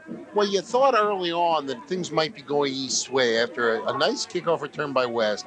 They throw a pass on a 2nd and short, and it's intercepted down the 10-yard line. And you think, well, maybe East has got things going. They stop a drive. Usually West will put it right in the end zone on them. 3 plays and out, actually 4 plays, there was a penalty, an out, and they punt the ball, and on the 2nd play, here goes Dustin Picciotti, 45 yards, untouched into the end zone, and the Bucks were off to the races. Well, CB West, the offensive line, obviously, is where it all happens at that point of attack. As we get a look at the CB East band doing a great job on the field, as the West band did earlier. But certainly Picciotti, though, he is a treat to watch. I mean, this is an impressive running back. Like I said earlier, a Marion Motley type, the kind of guy you expect to see just rolling over people, his helmet maybe falling off and still going 15, 20 yards. This is a running back that is something, he's a joy to watch, a treat to behold. And Brian Scott on the other side has to be frustrated. His final game as a senior, and they're keying on him, and he's got very little running yardage. You can't blame him for him. He's just not getting the blocks. And Scott is just such an impressive athlete, will never give up. And what was so impressive was that last drive when West intercepted and could have certainly taken it in for that 35-0. East held the 2 nice blitzes, the sacks of the quarterback, and that's what just shows East really trying and never giving up. So we have come to halftime. The East Band will entertain the group. We're going to go find some Domino's Pizza. Marty and I will be back for second half action right after these messages. Don't go away.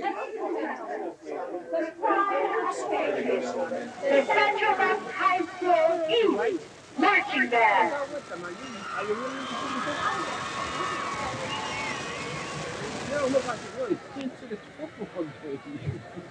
Mr. Breyer, report to the east side of the field, please. Mr. Bob Breyer.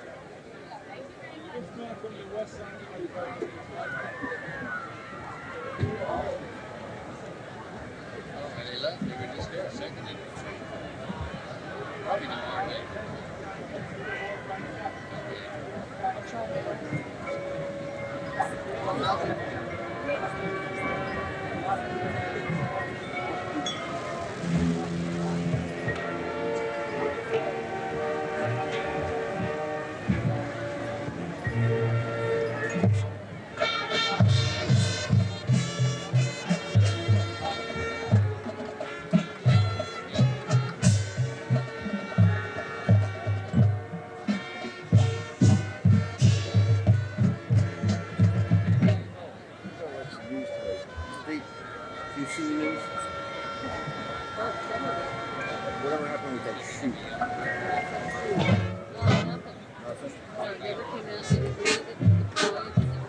It burned up.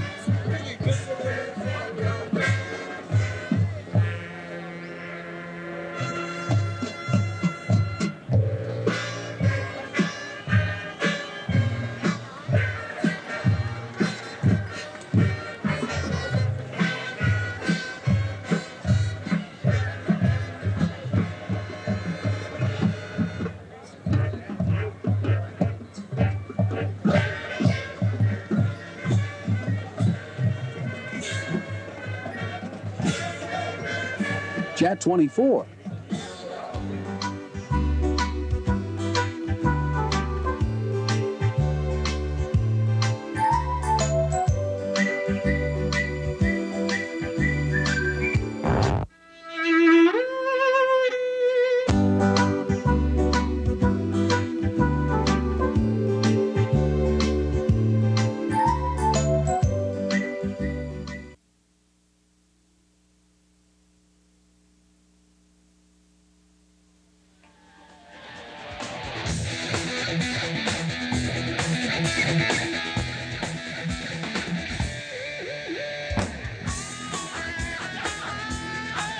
And we are back. You see a beautiful three-quarter moon, a November moon, harvest moon, I guess, or past harvest moon, really. Bob Friedman along with Marty Katz here at War Memorial Field, and down on the field will be John Price from time to time, bringing his pungent and poignant remarks. Marty, a game that, well, the scoreboard, as we said before the half, looks like it's dominated by West, but East has had some good plays. East has certainly had some good plays, good drive, a couple of real nice throws, a couple of great runs by Mark Notwick, and of course Brian Scott doing his normal great stuff on offense. Certainly, though, CB West has just played so. We'll look at the second half coin toss again. Well, East will get the ball in the second half. Okay. I don't have any problems. Everything okay?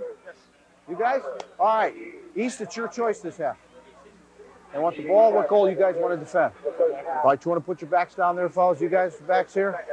So East will have. All right, East will receive to start the second half, and West will defend. East will have. Okay, guys, good luck now. East will have the win behind them in the fourth quarter, and certainly they hope that they can put together the kind of third quarter that will make that fourth quarter win behind important. Well, it's important, obviously. It goes without saying, but I'll say it anyway. East must come away with some points off this first possession. Oh, absolutely. They really need to. And again, a big kick return would be nice for them. They've had a couple of decent ones, and they're, of course, been brought back by penalties. And, of course, the one turnover on the kickoff return really did hurt the Patriots early in the game. Absolutely. They caused a second touchdown, put them behind by 14, really put them behind the 8 ball. But, you know, the thing that we've said, and we mentioned it earlier about this West team, and it's really become a cliche, but it's true, in that they do not beat themselves, and that most teams, you always look to get the turnover from them to start your comeback. But this team just very rarely ever turns the ball over. It's just such a rarity. Well, and getting those sacks on them, that's really a rarity there. Those 2 sacks at the end of the half, that's a great job by the East defense. That was a good job. The one thing I've always talked about Penton and Carey coach teams is precision. They don't make mistakes. They look, last week was the sloppiest I've seen them look in a long time.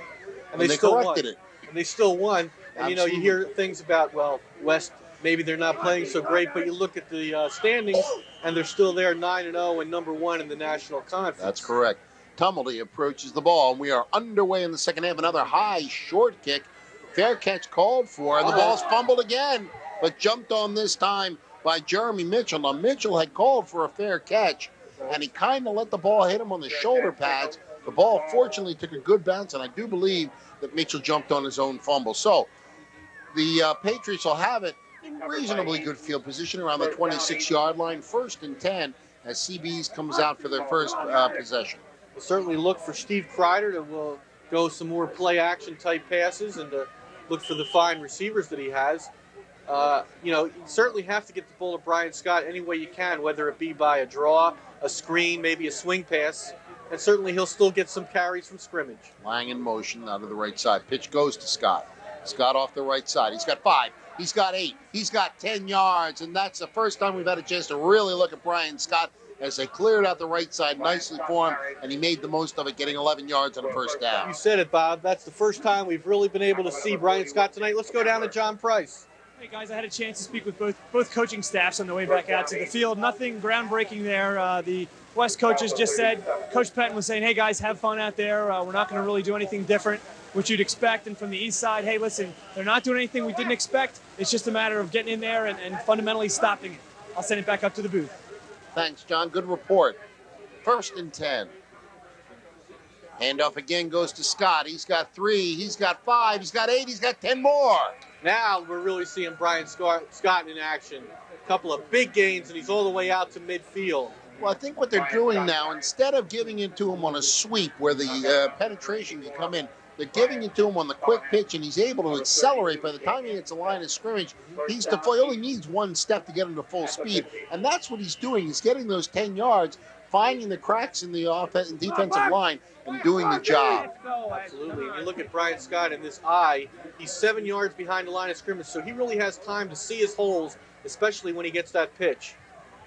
On first down, now the handoff underneath goes to Notwick. Notwick will get about 4. Another nice-looking drive being put together by the Patriots.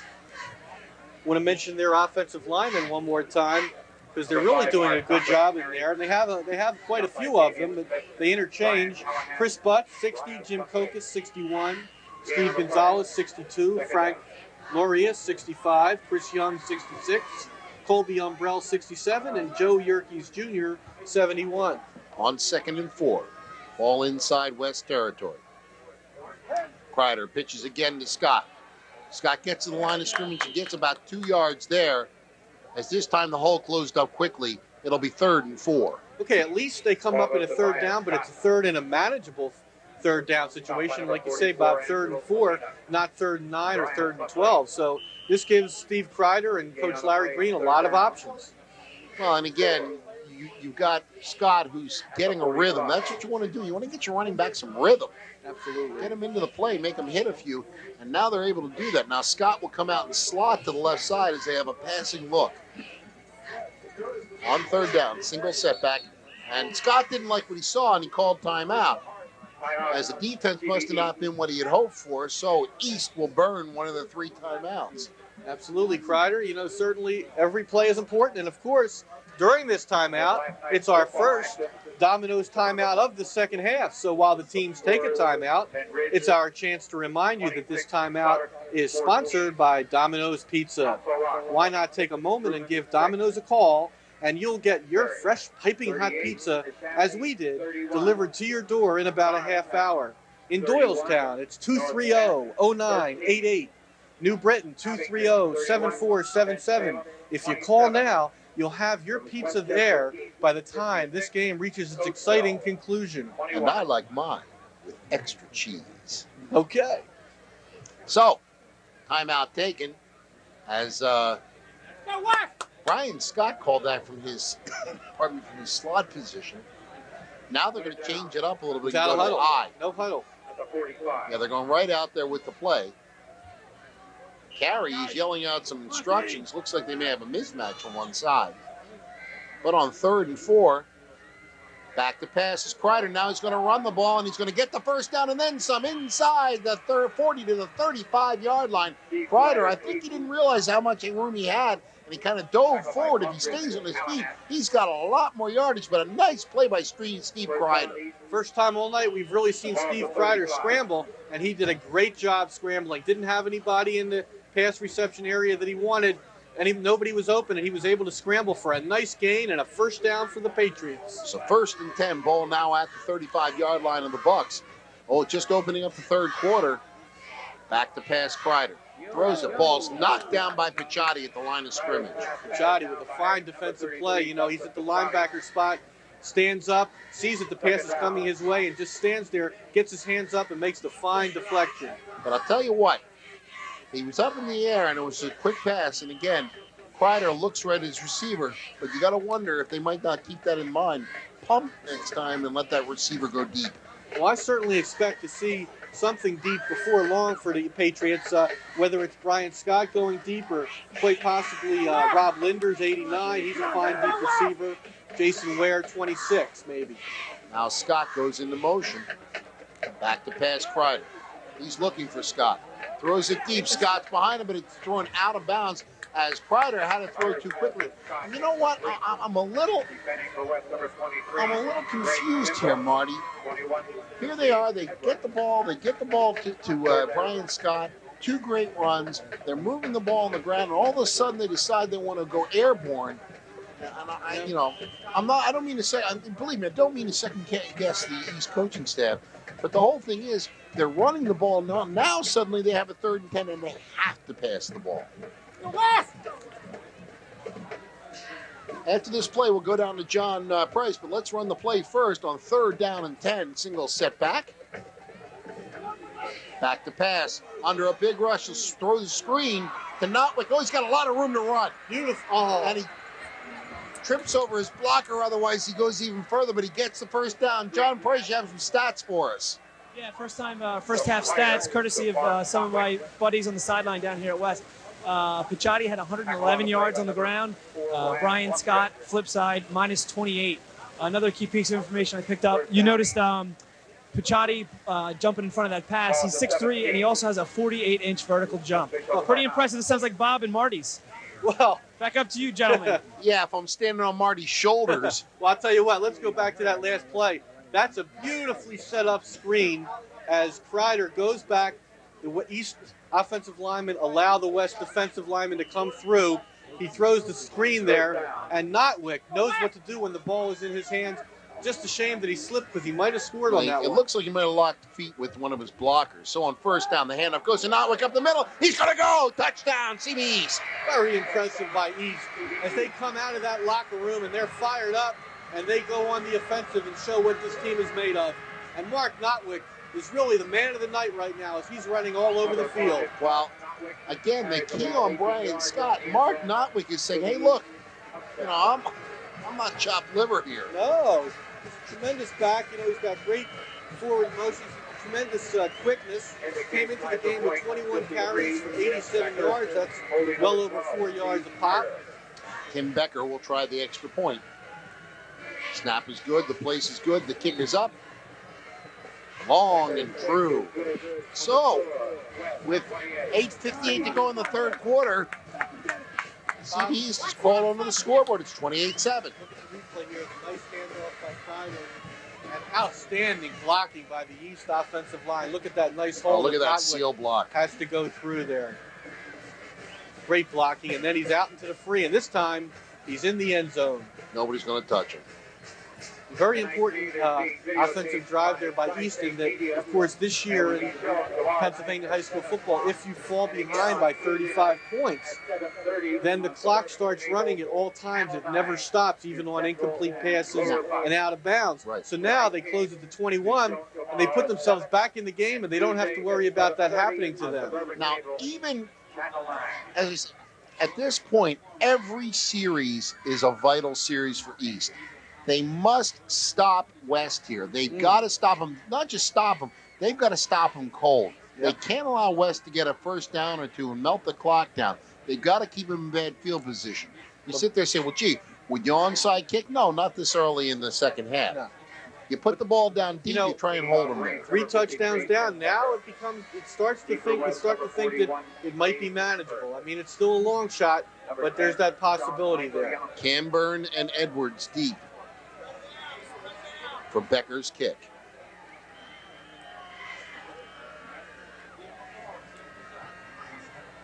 Oh, he kicks a low one. Little squibber. Picked up by an up back and carried out nicely there. Let's see who that was on the carry. That's number 9, That may have been, Brian Buckley. Was that Brian Buckley up there? Brian Buckley's played a great game on defense. He's 6'1", 220, a big guy. I'll tell you, if they were trying an onside kick. Well, I don't think that was an onside. I think that's the squibber. They're hoping that maybe it bounces off somebody and that an East guy can fall on it. I'll tell you, it didn't work because West now has the ball in super field position at the 49-yard line. Full house backfield. Absolutely. Full house backfield. The handoff goes to Picciotti. He's off the right side. He's got 3, and he gets pulled down by Brian Scott, showing good strength in pulling Big Picciotti down. Absolutely. That is strong. You got to really be strong to bring a man like that down up top by yourself. They had a nice article about Brian Scott this week in the paper. Talked about how multi-talented he is. He's also a musician and an excellent singer. How about that? Sings in the school choir. Excellent student. Joe Pa's getting a fine, besides a fine football player, just a fine young man. Absolutely. And also, let's not forget he's a great basketball player, too. Yes, he is. We'll see him this winter. Again, the semi-full house backfield, although it's really an offset backfield. And it's a keeper. Orioles going to throw. Got a man, Janssen, out there open. Oh, and he can't hold on. Sean Michael Janssen, the ball was well delivered. It looked like he was looking back into the lights and just couldn't quite come down with it. Nick Mellors on the pass defense doing a great job. Nick Mellors, number 43. Oh, boy, I tell you, you know what? Mike Oriel, this is a guy who's just going to get better and better as a passer. Sean Michael Janssen, he's an outstanding receiver. And how about that name? That just sounds like a name made for the movies or maybe professional sports. Sean Michael Janssen. Or the ski slopes. Really, that's tremendous. But he is a football player, make no doubt about it. Great receiver. Now he'll go out and he will go wide to the right. No, he's going to come off right now. Split backfield in motion. Goes Barrett. Oh, and it looks like a little bit of a mix-up there as Ortiz will get the ball, but he'll be far short of the first down. So you would think, unless they decide to go for it on fourth down, that they have held here. What's so impressive about CB West is that for the first time all night, their timing was off just a bit on that play. And that's when you run about 40 offensive plays and you have one timing mistake. That's pretty darn impressive. And now they'll punt the ball away as the punting team comes out. Good defense by East here, and man, they've got to stay on sides here. They get the ball back, and they've really sort of wrested the momentum away from West. Justin McDonald back to punt. And Scott will go back in single safety. Low snap, he gets it away. Nice high kick, kicking away from Scott. Takes a great bounce. Look at that. Oh, brother, out at the 2-yard line. Oh, what a punt. Great I'll tell punt. you what, just great punt by Justin McDonald. Justin McDonald, the senior, big punter at 6 foot 205, and that's a great coffin corner kick, something that's a lost art in professional football, but McDonald pulls it off here. That's a great kick. This is one of the things about being a single safety. When you're single back there, you can kick it away from them, and that's exactly what they did. They angled it, took a perfect bounce, rolled out just inside the 2-yard line. That's what you call a great coffin corner job right there. And he nailed it perfectly. 99 yards they have to go now to East. Backs are in the eye behind Kreider. Kreider carries it himself. He'll get out to about the 3.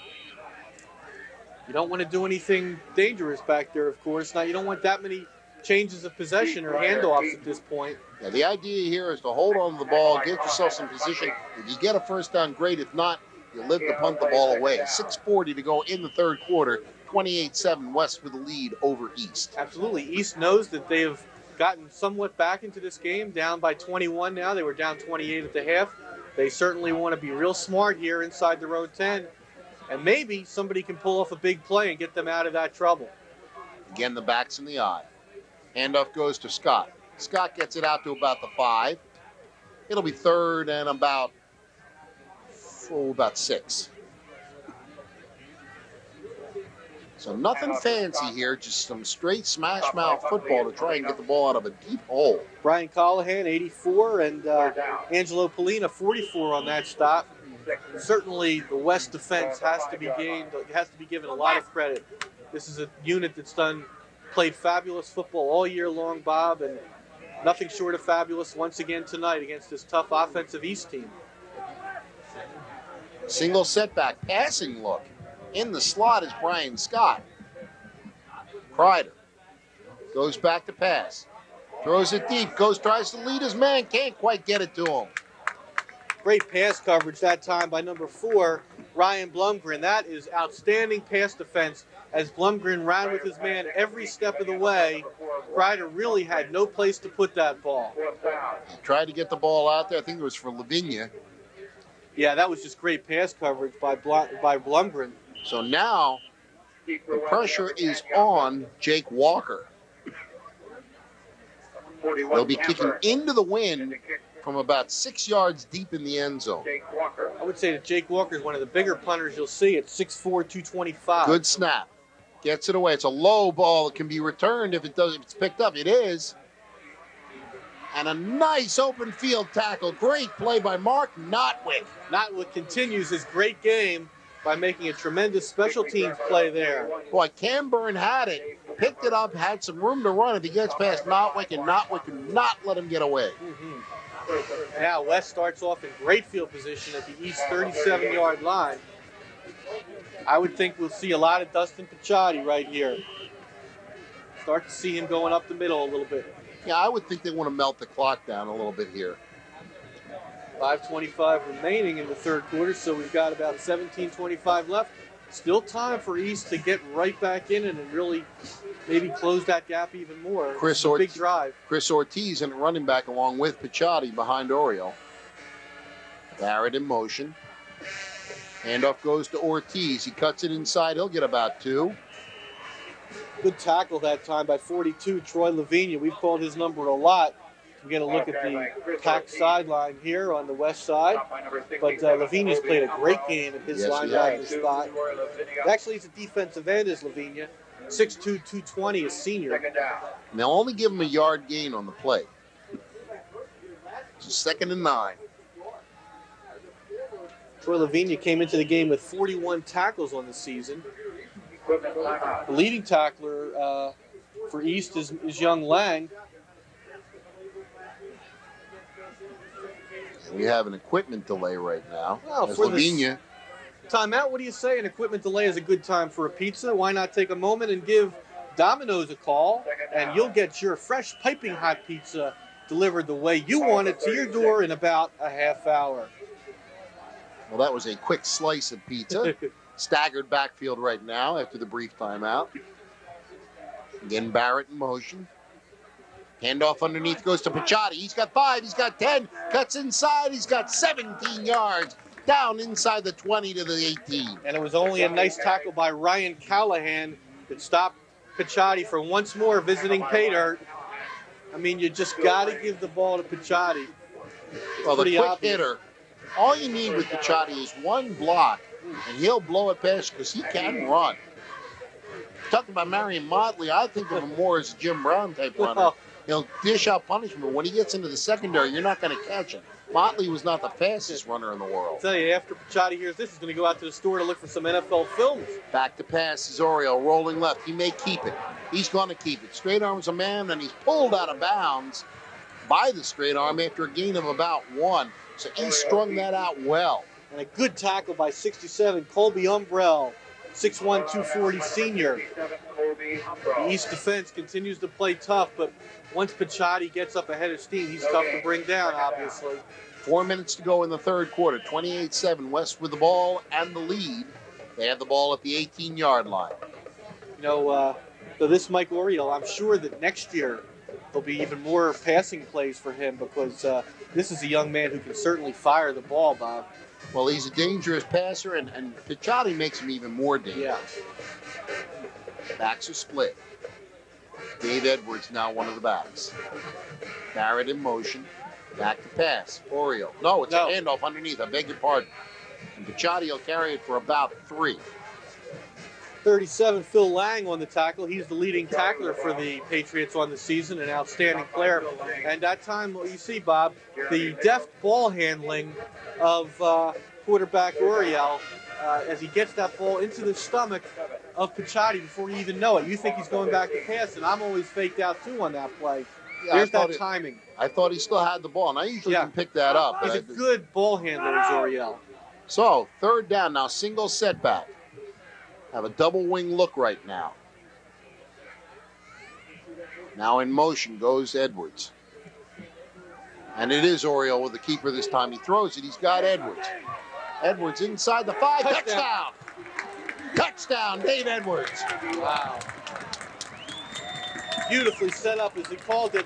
Edwards went in motion, left to right, sort of stopped, and then Oriole gets the snap, rolls right, fakes the handoff, of course, rolls right, throws to Edwards about the 10-yard line, and he's able to roll home for the touchdown. I tell you, I told him, said it before, I'll say it again. I love Dave Edwards. Nothing not to love about him. Goes out from his wing spot, left wing back spot, goes out there, catches the ball at full speed, and they're not going to catch him going into the end zone. 34-7. Tumulty will try out a Stone's hold for the 35th. It's high, it's short, but it's good. Take a look here as we get the look. Edwards is in motion. Watch the block. Inside to a nice fake to Picciotti. And then Oriole rolls out right, looking for Edwards all the way. Sees him, spots him. Perfect nice pass. tackle, nice catch around the 10-yard line. And he's going to roll home. He's about the 15, actually, and rolls home for the score. Fumbles it, but he's already past the pylon, already past the goal line. It's certainly a touchdown. No doubt about it. So now we're at a 35-7. Well, that's what that showed. Let's go down to John Price real quick. Hey guys, I'm down on the sideline with a big piece of the history here of the rivalry between East and West. Sean Moylan started 88, 89. Started in 2 of these East-West games, went on to play in college. How do you see the rivalry today versus maybe where it was when you were the quarterback here at West? John, I think there's a lot of similarities with it, to tell you the truth. I mean, it still brings out the community. I think the only difference is, the game day, where it used to be played on Thanksgiving. I think a lot of the guys from home, coming home from colleges, kind of miss that. They're out playing on their own games and they can't get back. But otherwise, I think the community comes out and supports both teams, and I think the rivalry is still there. So. It's always a great game, Do you have any fond recollections of either games that you watched growing up or maybe that you played? And what's your favorite East-West memory? I think watching my younger brother play was probably better. I got into those games a little bit more. I wasn't so anxious and sick in the locker room. But it was nice watching him and winning, 8-7, I guess, in his junior year or so to keep everything going for that year to go into the States and win. So it was actually nice to see West win their first state and not just be, given. So. Real quick, why don't you update everyone on what happened after West and what you're up to now? Actually, after West, I went on to Lafayette with Dave Gash, who played for East around our area. And now I'm just working like everyone else, working at Merck and just kind of coming back and just watching some old good time football. John, ask him what Greg's up to. Yeah, what's your brother Greg doing these days? Greg also is actually working for Merck. Yeah, you got to help the little kids out. Yeah, I said, you followed me in football, you might as well follow me in work too. Tell him to get his own program. You're sick of it. I'll tell you. I'm always first, but, what are you going to do? Sean, thanks a lot for joining us down here. Good friend, Sean Moylan. Back up to you guys. Terrific job, John. Greg Moylan, brother Greg, quarterback, one of the greatest games I've ever broadcast. That's 8-7 win. But I want to mention, if we get this play, I want to talk about that last play we saw there. That great interview was going on. As a pass goes downfield, it's going to be complete. We're going to have a flag, and we're going to have a late hit on the quarterback, so it's going to be 15 more. Nicely done as Kreider gets it out to Rob Linders for the first time tonight. The outstanding wide receiver, Linders, makes the catch on the good curl pattern. Yeah, while the interview was going on, we had the kickoff, which was returned up to about the 30, and then another run by Brian Scott and getting nice it outside. Run by Scott, and really the most impressive on that was that fine block by Notwick. One that, as Notwick shows another facet of his game, really kicked a great block out and got Scott out to the open. Now, I think East is going to get another 15 tacked onto this. That's a personal foul. They've already signaled it. It'll take it down to the 25-yard line. And this has been such a great game, such well-played game. First personal foul of the evening. That was a nice play as Kreider fades back. Personal foul here. That's a roughing the quarterback. Pro-style drop back pass, about 5-step drop, and he finds a nice pass pattern. Rob Linders running a curl pattern about 15 yards downfield, delivers it beautifully for Linders. So, 1st and 10, ball down to the 25-yard line. Hand off to Notwick. He's to the 20. He's to the 17 and almost gets the first down yardage. There's that quick hitter, and it's really a mirror image of the play that when the handoff goes to Picciotti. It's that great timing. It's what we used to call in the old days a quick hitter, really a quick opener. The snap goes to the quarterback, and he just takes a half turn, puts the ball right in the gut of the running back, and he's on his way already through the line. You know that Greg Moylan got me on ESPN? Greg Moylan, on the 2-point conversion when they won that game, they actually had the play when he threw it. I forget it was Cleveland or Sonsini. He threw it to in the corner of the end zone. Bob Lang and I were doing that game. I will never forget that game. Handoff goes. Carrying it is Scott. He's got the first down. Big tough run by Brian Scott, and East really showing what it's made of here, hanging tough in this ball game. But like we were saying, we didn't get a chance after that last drive, but I think what that last drive showed for West is that they are championship ready. They're ready to defend. East had come back, cut the lead to 3 touchdowns. West, with a good, strong defensive stand, takes over and then moves it in for another touchdown. They're ready to defend their state championship. And for East, it's woulda, coulda, shoulda. If they could have beaten either Norristown or North Penn, right, it would be they who would be going to the playoffs right about now. Yeah. And timeout is called as they don't like the motion. Well, Bob, you know what that means. That means that while these teams take a timeout, it's our chance to remind you that this timeout here on TSM is sponsored by by Domino's Pizza, your local Domino's. Yummy nums. Why not take a moment and give Domino's a call, and you'll get your fresh, piping hot pizza delivered to your door in about a half hour. In Doylestown, for your pie, you want to call 230-0988. And in New Britain, call the fine folks at Domino's at 230-7477. That's Domino's for your outstanding pizza tonight. Here's a nice balloon situation here. Looks like the St. Louis Arch right in front of the scoreboard. It's Well, the beautiful. classic black and gold balloons. Of course, we say West is the home team tonight. Of course, we learned at halftime, and we heard certainly that great interview by John, and I think we're going to go down to John soon, but East looking for its own ball field in Buckingham. We'll go down to John Price. Hey guys, I'm down here, of course, with one of Bob Friedman's other favorite pieces with the cheerleaders. I'm here with the captains. What are your names? Christy. What year are you? Senior. And you? Jen, and I'm a senior. Okay, guys, how was this week at school? Were people pretty pumped up for the game? Oh, God, it was incredible. The pep rally was awesome. Everybody was psyched, yelling, screaming. It was awesome. What's your favorite part about being a cheerleader? Being a cheerleader is the fans, definitely. It's so exciting. At the buckets, to see all the spirit, it's awesome. Is it an easy group to get fired up? Oh, definitely. The seniors this year, our senior class is awesome. Wonderful. Do you guys think that you're going to be able to go pretty far into the districts? What about a repeat of last year? I don't know, guys. They're pretty convincing. Back up to you guys. John, you are a legend. I'm telling you right now.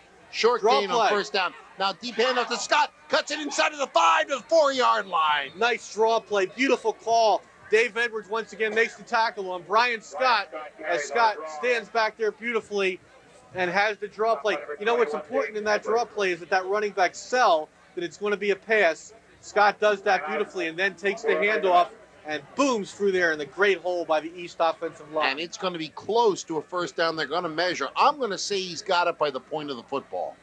Now let's take a look here. I think he's a little short. We'll wager a slice of Domino's pizza on that.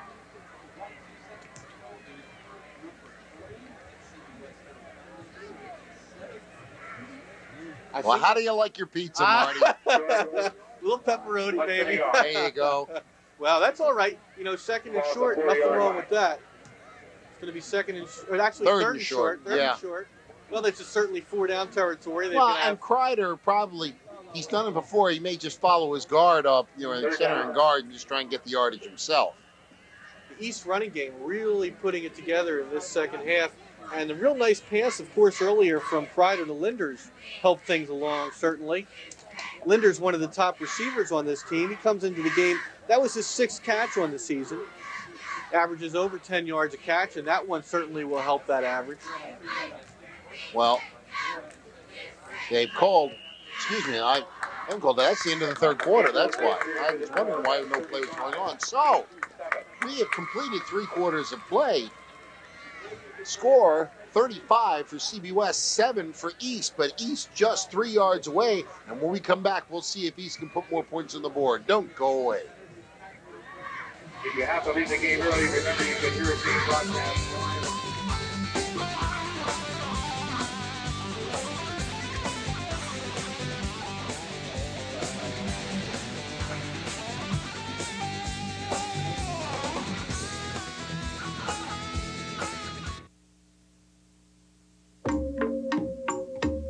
60 years ago, Bucks County farmers developed new methods of soil and water conservation.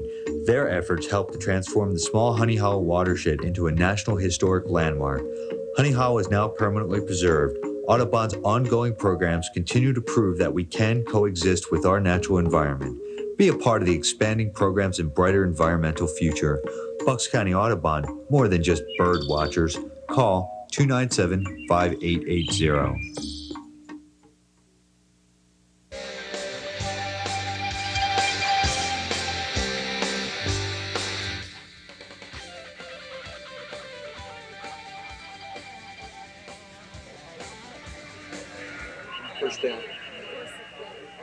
And we are back for fourth quarter action. Kreider indeed called his own number carries it over his left guard and center for the first down. So it's 1st and goal, Central Bucks East. Good call by Kreider as he goes for the sneak. Gets the yardage he needed, and now 1st and goal for the Patriots. They put together a real good third quarter. That was an exciting third quarter. Both sides did good work on offense and some good defensive plays also. Now, East has got to score quickly here. They can't take 3 plays to score because it melts too much clock. You only have a little under 12 minutes to go here. Backs in the eye. On 1st and goal. It's a deep handoff. Scott's going to get into he's going to walk into the end zone. So the deep handoff to Scott, he took 1 step forward, froze the linebackers, cut to the outside, and Brian Scott makes it 35-13. Let's give credit to that East offensive front. Chris Butts, Jim Kokas, Steve Gonzalez, Frank Loria, Chris Young, Colby Umbrell, Jerry Yerkes Jr., and they spring Scott out for a nice 2-yard carry around right end, and now East pulls to within 35-13 with the extra point coming. And Becker will attempt the extra point out of Kreider's hold. Good snap, good place, and it looks like a good kick. Kick is good, and with 11 minutes, 24 seconds to go in the fourth quarter, it's 35-14, and I got to think you're going to look at an onside kick here. Oh, I would think so. Certainly, they have to score 3 touchdowns now to tie, and I would believe that So we'll see what happens. I would think they'll at least try and squib it somewhere, but try and get some. And I'm sure the coaching staff of Central Bucks West is talking about that right now. Group of Central Bucks East fans and students. What year are you guys? Juniors. Bunch of juniors down here. You can tell that they're topless. But what's the program here? What does this represent? Chris Young, number 66, right guard, Central Bucks East. Now, does he pay you guys to come out like this? It's all voluntary. Is it true that you dress like this for class? Every day. This is it, guys. It's a handsome lot. I remember what I used to look like with my shirt off like this. It was a long time ago. But come on, John, do it. Our teeth chattering nuts. Do it, John. Take that shirt off. Up to you guys. There. John Price, you've disappointed me. I expect you to have that shirt off. Chris Young, he's done a great job, 6'1", 265, a junior, and he earns those letters on those guys' chests, doing a great job. Bill Shallcross kicks it off, and he kicks it with a sort of a squibber kick. It'll bounce around, and it's fumbled by Janssen, but it goes out of bounds off of his fingers. So the Bucks will take it over at about the 22-yard line. Bob, you mentioned that West coaching staff earlier. We certainly want to mention them. We mentioned the East coaching staff names earlier. Of course, Mike Pettin, the head man, assistant head coach Mike Carey, and they have the assistants Bill Tesno, Brian Rush, Kerry Monk, Chris Cleland, Joe Holman, Joe Schmidt, John Radisey, and Mike Stafford. And of course, as always, they do a great job. On first down, ball at the 22-yard line. Got a new quarterback in there, I believe. It looks that way. And the handoff goes to one of the backs. Breaking out is Picciotti. He breaks away. He could go all the way. Oh, look at this. And he's pulled down from behind by Ryan Callahan after a sensational run down to the 20-yard line. A run of some 58 yards. Bill Stone, the quarterback, and he's the new guy in there, number 14. He hands off to an old familiar face, though, Dustin Picciotti. That has to move him right about the 200-yard mark for the night, I would believe. So they huff and they puff, they score a touchdown, and all Stone has to do is hand it to Picciotti, and 58 yards later, it's 1st and 10 to 20, and Callahan had to come from behind to pull him down. Bill Stone, a senior, 6 foot 185 in at quarterback. And the handoff to Picciotti, and he busts over the 15 to the 13-yard line. You know, this Picciotti, you really have to give credit to the East defenders, because by this stage in the game, tackling a guy like Picciotti all night long really beats you up, and they're still hanging in there, still playing tough. They're going to feel some sores tonight and tomorrow, but they're playing hard all night long. 35-14 the score. Picciotti listed at 235, but you know what? He might be every ounce more than that, yeah. Backs are split. Stone rolls out, Gets it down to the 10-yard line. He's going to come back. Stone looks like he's going to go into the end zone. Do they have? Yeah, they have touchdown. But I think this is going to come back, Marty. Flag, but that doesn't take away that was a great run. Yes, it's coming back on a holding, but that was still a great individual effort by Bill Stone. A great run by Bill Stone on the keeper around the right side. Absolutely, and the hold in the backfield, that'll take him back to about the 25-yard line. Stone, great run. Repeat second down. But it will simply be second down and about 16. Coach Pettin looking on. He talks with Brian Buckley, his fine defensive man, number 9. Second down. I'll tell you what, Bill Stone made a nice run on that play.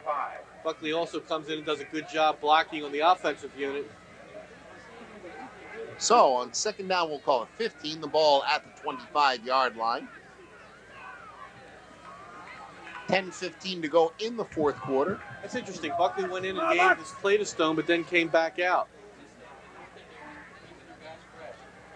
That's in the eye. Janssen on the wing counter. He breaks it down. He almost has the first down. And another flag. This may be a mask. Hadn't seen many flags up until the last couple of minutes. I think you're probably right there, Bob. It might be an additional... Yeah, usually when they call it there, it's usually some type of face mask, and you hear them. Here it comes, and it is a face mask, so it'll give the first down and give them the ball around the 5. From the end of the run, half the distance. You want to punt?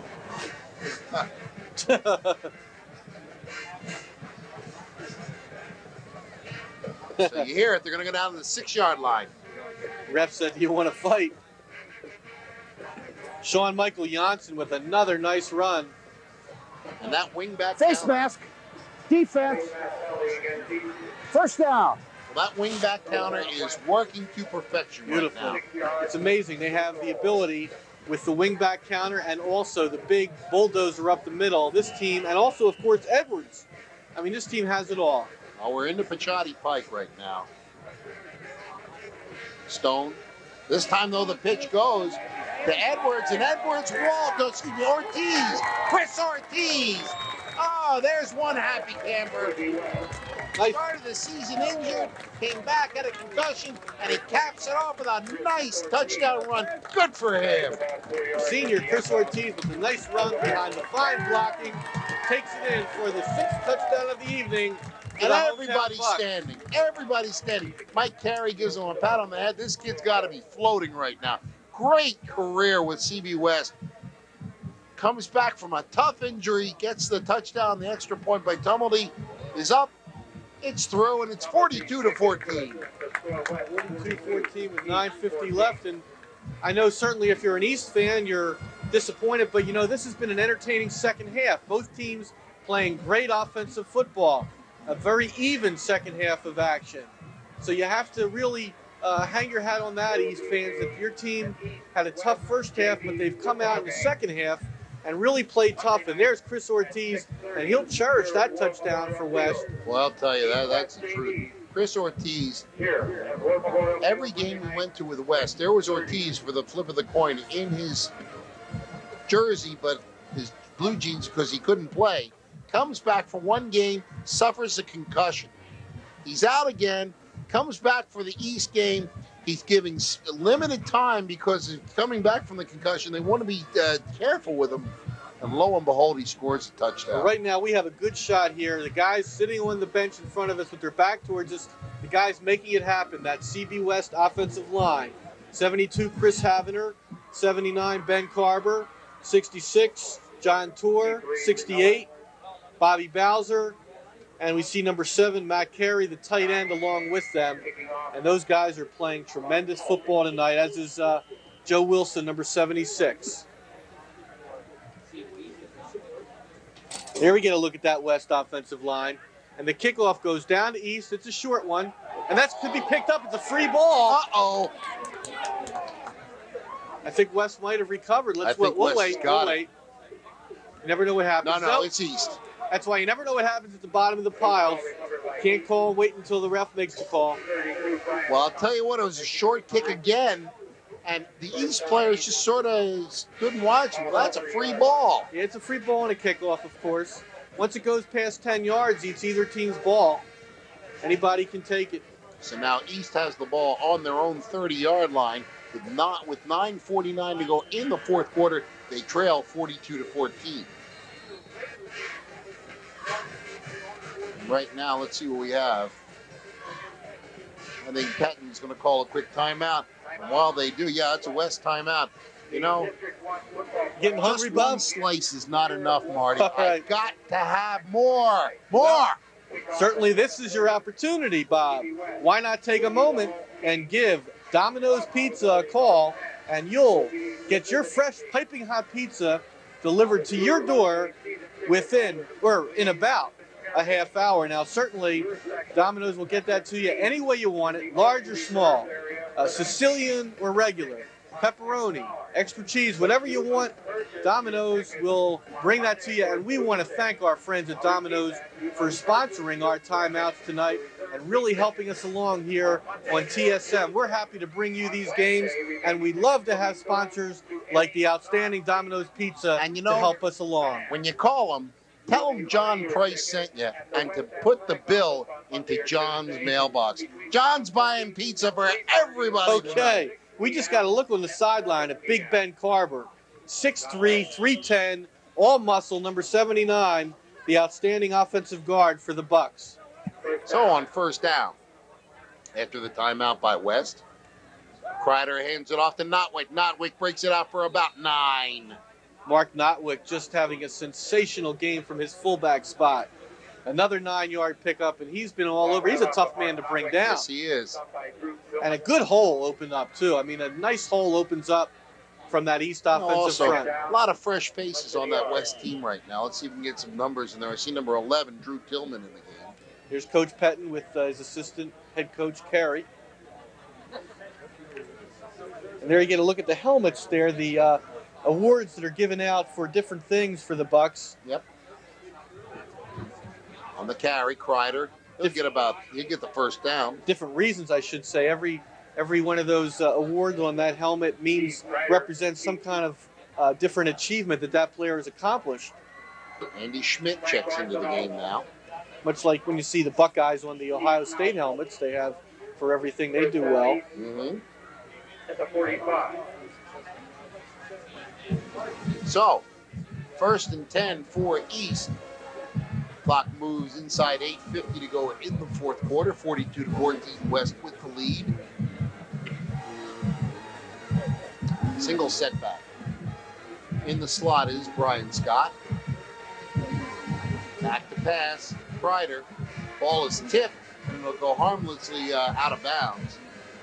He was trying to get to Scott, but the ball was tipped off of the line of scrimmage. So it'll be 2nd down and 10. Here's Dustin Pachotti there. He's earned that rest on the sideline right now. That's for sure. See somebody in the ball game, a couple of new faces in that ball game down there. 62, Frank Arsenal in a defense for Damian Smith also in number 32. As is 22, Andy Schmidt coming into the ball game for the Bucks. You know, Pachotti, of course, it's all in the family with CB East and West. Of course, his brother Paul Pachotti, a great player for West a few years back. Backs in the eye. Out of the wing spot is Scott. He goes in motion. Back to pass. No, it's a hand up underneath the Notwick. No, that's... no, it's not Notwick. I beg your pardon. That's Ryan Callahan. That's Ryan Callahan. Nice draw. East really runs that draw play nice, and for that, you certainly have to give the credit to Steve Kreider. He sells that play real well. He does. Very important. The quarterback has to look just like he's going back to throw the ball, and at the last second, he puts the handoff in the running back's gut. So, a little under 8 minutes to go in the game. East now with a 3rd and a short 5. Scott now wings to the left side. Now he'll go in motion. Kreider. Handoff underneath. This is Notwick. And oh, baby, he is blasted by Damian Smith. Damian Smith, the junior, 5'10", 205, makes a fine tackle on the tough man to bring down Notwick's going to bring up 4th and 1 That's for the right. Patriots, who will certainly go for it here. Damian Smith, the junior. Would you say that Damian is an omen of things to come? Well, a little past Halloween, but he's a tough player. There you get a look at that East offensive front. They're really playing well. You saw 66 Chris Young, and those guys you got to give a lot of credit, playing well. On 4th and 1. And Scott will line up in his tailback position now. Steve Gonzalez, the center, 62. And it is a pitch to Scott. Chased outside nicely by Bill Stone, but he'll get the sticks. Oh, Bill Stone, we thought he had him in the backfield, gave him a leg, and then took it away and cuts to the left, and he'll get the first down. That's why Brian Scott is an all-league running back. He's just tremendous. Looks like he's pinned in the backfield, but he's able to get around the corner and go for positive yardage. And give a hand to Bill Stone. Bill Stone made him go deep in the backfield. He got the first down, but not by much. Finally chased out by Angelo Polina. It was impressive. We saw Penridge last night. They have that three-headed backfield, really. They have just such a great variety in their backfield. And these teams headed for the playoffs, they all have outstanding running games. Shotgun for East. Man in motion. Kreider awaits the snap. Gets a good snap this time, under a quick rush. Puts it into the middle. Oh, he had yardage.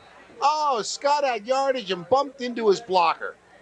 Too bad there. That was a play was well set up. Just a little bit of a tough break there. Still got positive yardage. He got 5, but he could have had a whole lot more. It's unfortunate. Yep. Things happen. You know, East will end its season tonight at 7-3, but certainly an outstanding season for the Patriots and Coach Larry Green. Had a lot of big victories along the way. So, 2nd and 5. Backs in the eye. Now in motion goes Scott. Back to pass Kreider. Under a rush. Throws it in the middle to Notwick. Notwick drags a tackler for the first down. As hanging on for the ride was Matt Showalter, but he had him around the waist, and you're not going to stop Notwick that easily. No, and Kreider got that one off in the face of a great rush by 61 John Bear and 43 Justin McDonald. Still was able to get it off, and Notwick comes up with the big first down. Nice little middle screen there. Takes it down to the 30-yard line as we're getting down toward the 6-minute mark. East runs those nice screens, the nice draws. You know, this team has a lot of sophistication, really. Backs in the eye. Now Kreider. Off play action. Rolls. He throws. Got a man. Throws a little bit behind his receiver. Out there was number 42. That's Troy Lavinia, but he could not quite get the ball, so it'll be 2nd and 10. Good hard throw by Kreider. Just missed his man that time. That play action froze him because he play action to Scott, and that froze the linebackers. I'll tell you, the Patriots sideline, their fans have not left. The band's still keeping excited, and their cheerleaders doing a good job. Tremendous rivalry here. Big crowd on hand. An exciting night of football. As it always is at the East-West Classic. Backs in the eye. Draw. Deep handoff. Draw to Scott. He's got some room on the left side. Breaks it out. He'll get the first down inside the 20-yard line. There is that elegance we spoke of earlier with Scott. He's really an angular runner. He doesn't bend down so much. It's like we said, more like a Marcus Allen. He has that beautiful style to him. He doesn't look like he's going all that fast, but he certainly is. He's picking his holes, goes for beautiful yardage, and that's what makes him such a great back, and I'm sure he's going to be an outstanding back in the college ranks. Well, I certainly hope so. Absolutely. We're looking forward to watching him play for the Nittany Lions for the next few years. And, you know, he's going to have some matchups with Dave Armstrong in Michigan. Absolutely. Single setback. Back to pass. Kreider throws. He's got a man down around the 15. Down inside the 10-yard line and down to the 9 is Rob Linders. Nice catch. Linders' second catch of the night. Jeremy Petra won that tackle, number 40. He's a senior. But a first down for the Patriots. We want to wish all of these young men, the seniors especially, good luck in the future, whether this is their last game of football, whatever. Good luck in whatever you do on both of these sides. Well, I'll tell you what.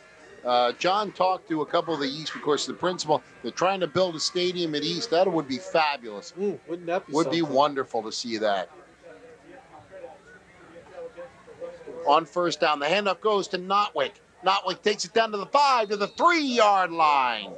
Mark Notwick, the senior, having a tremendous last night of high school football as he almost barreled in for another score. Notwick has got to be up around that 100-yard mark right now. And that's doing something against West. Absolutely. They don't give up too many 100-yard games. Ball is at the 3. Well, we've seen a lot of great rushers on SCT this year. Oh. Or excuse me, TSM this year. Both of them. Tri-State Media. Of course, Nick DeCecco from William Tennant just scored 9 touchdowns in the 2 games we saw him. Man in motion. Phil DeCecco, excuse me, his brother is Nick. And now Kreider might be a blown play here. He takes it down to the he's in. Touchdown. Well, it was a blown play, run it again and again because that's a touchdown for CB East. Beautiful.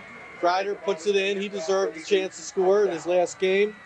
And he's played well tonight. He really has hung in tough. Taking a lot of hits from his quarterback spot. And he's hung tough. Done a good job. So, the extra point attempt will be tried. Let's see if the kicker's in or they're going to try for 2. It was Phil DeCecco I was talking about, number 44 for William Tennant.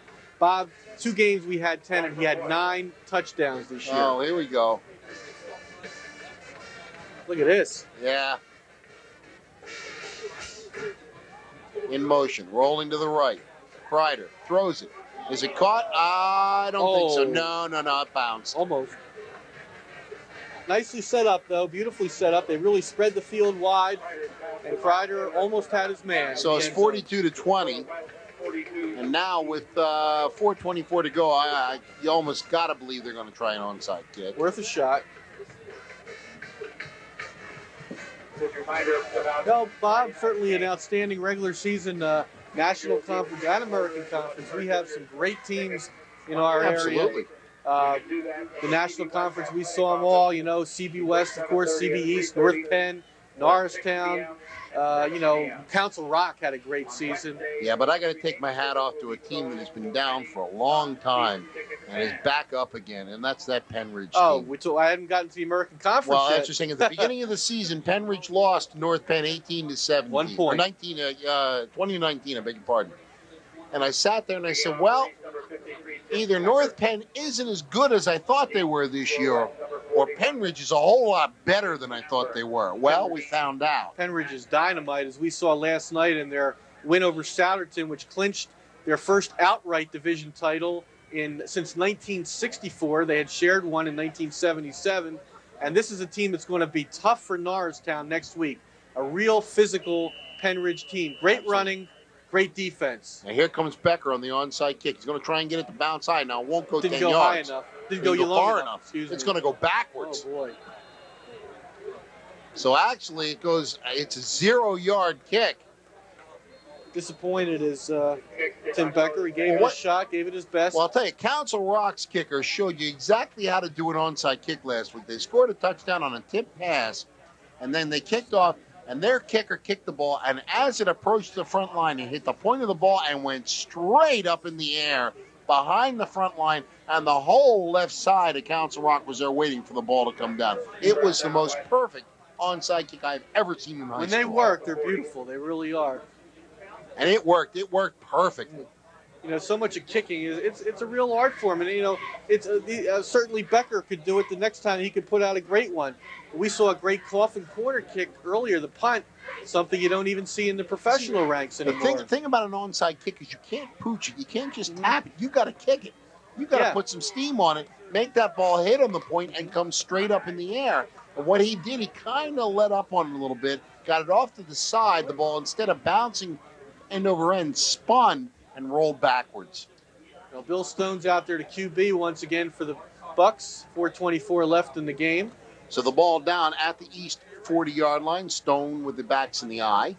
Picciotti is out of there now. Oh, yeah, the whole starting crew is out of here at this point. Pitch goes back, and carrying the ball for short yardage is Phil DiGiacomo.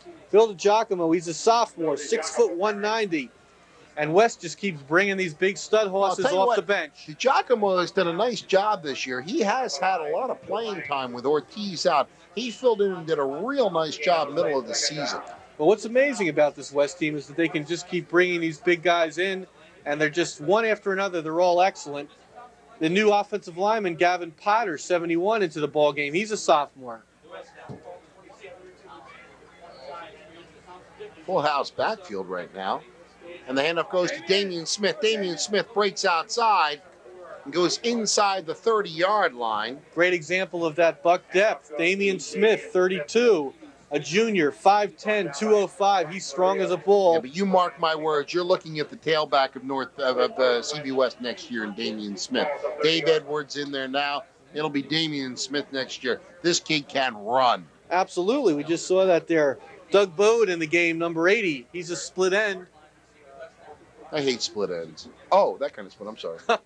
My daughter actually. We don't have to worry too much about those other kind anymore. That's the truth. Either of us. That's the truth indeed. Well, Bode actually in there like a tight end now. There you go. Now the carry goes to Damian Smith to the outside. Oh, and he fumbles the ball away. But the ball goes out of bounds. As he was trying to change arms, he lost possession, changed the ball from one arm to the other. You know, it's tough, Bob, to find stats in high school on this as far as every team in the area. But I would reckon to say that CB West probably has fewer turnovers than just about any team in the entire Delaware Valley. Here's a replay here. Get a look at Smith coming right at you. Switch his arm. He switches it here, but it looks like maybe he got the ball. Oh, no, it got a helmet on it. That's what happened. Had the ball in the right arm, the correct arm. The helmet just struck it. But it goes out of bounds at first down at the 26-yard line. Now Stone gives it to Smith, and this time the ball is on the ground. And I think it's going to belong to CB East. Yeah, that was a low handoff. It got him on the thighs. Yeah. We just spoke about that. Certainly one of their few turnovers of the season. And, you know, a lot there, of course, because these guys are not quite used to working with each other on the varsity level in a varsity game. Certainly understandable in that exchange. But next week, we got, a couple of exciting ones coming up. We've got this CB West team will be hosting North Penn. And, of course, Penn Ridge, I believe, will be heading to Norristown. I think Norristown is the number 2 seed, and the Rams will have a great one in that one. That's an exciting game. A couple of great semifinal matchups. Absolutely. As Central Bucks West calls one more timeout. And you know, after a good pizza, I like to have yet another good pizza. Marty, where can I get another good pizza? Well, you can take a moment right now and give Domino's a call. Domino's, and you'll get your fresh piping hot pizza delivered to your door in about a half hour, any which way you want it. You even can get other things. Domino's, there you are at Doylestown, 230-0988. Call them now. In New Britain, 230-7477. You can be eating your pizza and watching the post-game show at the same time, fans. That's exactly right. I mean, you know, if you call right now, you'll be able to eat the pizza as you watch John Price interviewing some of the stars of this game. So, 3 minutes even left in the fourth quarter. East has just gotten the ball on a turnover by CB West. And I understand Domino's has those new carriers now that they're able to carry it and keep it real hot. So you get your pizza piping hot fresh, just like you were there in the pizza parlor itself. Well, I'll tell you, John Price, where are you, John? I don't know, guys, my mouth is watering. I should be on my way to order a pie. But I actually just corralled Coach Hollenbach from Penn Ridge. He's on his way out. He was here, obviously, to watch the game. He mentioned that next week he really realizes he's got his hands full with that multi-talented, multi-dimensional Norristown team. Respects that Chris Blake's passing arm, and he looks like he's got his hands full next week on his own. I'll send it back up to you guys. Thank you, John. There's a guy. John, are you still there? Yes, I am. Did he say if that game's going to be played at Papa Yoda or is it going to be at Norristown? He actually wasn't too sure what his scenario was going to be. Okay, thanks, John. Sure. Thanks, John. I tell you, there's a man, Hollenbach, who's certainly going to get a lot of consideration for Coach of the Year award. Well, I'll tell you, he's done a great job. Great job. 8-yard gain on the first carry, 2nd down and 2. Now a new quarterback is in for CB East. Josh Felicetti. Josh Felicetti, and he hands it off to Bob Humes, who's in the game. Josh Felicetti, Bob, only a freshman. So's Humes. Wow. Felicetti, 6 foot, 165, a 9th grader. getting a taste of varsity action. Humes is 6'2", 210, so you got to figure by the time he's ready for next year, he's going to be about 6'3", 2 1/4. Woo! Humes up back. Brian Scott is out of the game. Felicetti. Back to pass. Under a rush, and down he goes. 43, and on the sack is Justin McDonald. Felicetti, though, this is going to help him, certainly. I mean, it might not feel great right now, but getting this experience is certainly going to help down the road. Yeah, you're looking at the future for CB East right now. You got to figure that if not the starter, he certainly is going to be the top backup next year. Felicetti. And, you know, this East team, just like West, they keep bringing out new studs. I mean, they have a stable full of outstanding players. Well, this whole area is just great for football. The Suburban one is just such a super league. Backs are in the eye. Felicetti. Deep handoff. Carrying the ball for some good yardage and getting outside. Oh, and a nice run on the play by Brian Tingle. Brian Tingle, only a sophomore himself, showing some nice moves there. And like you said, Suburban one, amazing. And isn't it amazing that all 4 teams in the district playoffs are Suburban one teams from this side of the Schuylkill River. And East coming very close to making it. Council Rock, you got to figure is going to be very solid next year. Rock was one of those teams just almost made it. And, you know, we want to congratulate right now also, of course, Council Rock soccer team did a great job this week, made the state playoffs. And CB East had a tremendous year in soccer. Souderton's field hockey team was superb, too, this year. Single setback is Humes. Handoff goes to Humes. He's got the first down and then some, punishing tacklers until he gets up to midfield. But we're in the last 5 seconds of this game. I believe this one is over. And there we go. We're down to 000s, and that's it. So once again, Central Bucks West has bested CB East. Final score, CB West 42, CB East 20 as the teams come to the middle of the field. We'll take a break, and we will come back and wrap this baby up. Don't go away. Good job.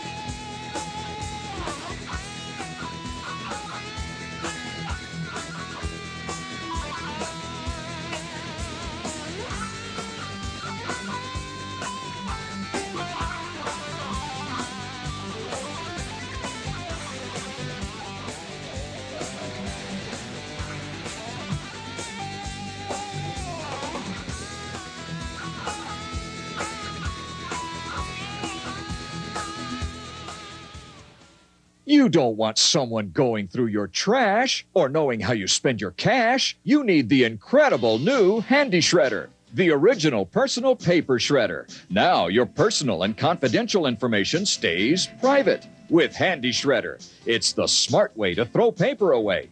Shred credit card information before it gets in someone else's hands. Legal documents? Shred them. Confidential memos? Shred them. ATM receipts? Shred them. Do you really want strangers to know your loved one's phone numbers? Now it's easy and convenient to protect private information, account numbers, and bank balances. Handy Shredder comes with this no-risk money-back guarantee. But wait, order a second Handy Shredder or the AC adapter and get 50% off. That's half price. Call 1-800-451-3900 or send $19.95 plus $6.95 shipping to the address on your screen. For faster delivery, call 1-800-451-3900. $99? $99? Only $99, you can experience the fun and excitement of Orlando and see your favorite attractions. You'll get first-rate hotel accommodations and enjoy fabulous food. Plus, we'll extend your vacation an additional 2 nights in Daytona Beach. That's 6 days and 5 nights for less than $17 a day, and kids go free. And with your order, you'll get our Florida discount book published by Entertainment with hundreds of dollars in savings. Call now. Hurry, space is limited. Call now, 800-317-5283. It's time for hard-hitting, live, interactive college football on the Tri-State Media Network. Every Saturday afternoon, you can connect with your favorite local college team. And hey, Armchair Quarterback, you can call in or email live and be a part of the game day coverage. Enter a contest to be the second color analyst live on the phone. Call area code 610-466-1593 for more information. Check your local listings for times and channels. Live interactive college football only on the Tri-State Media Network.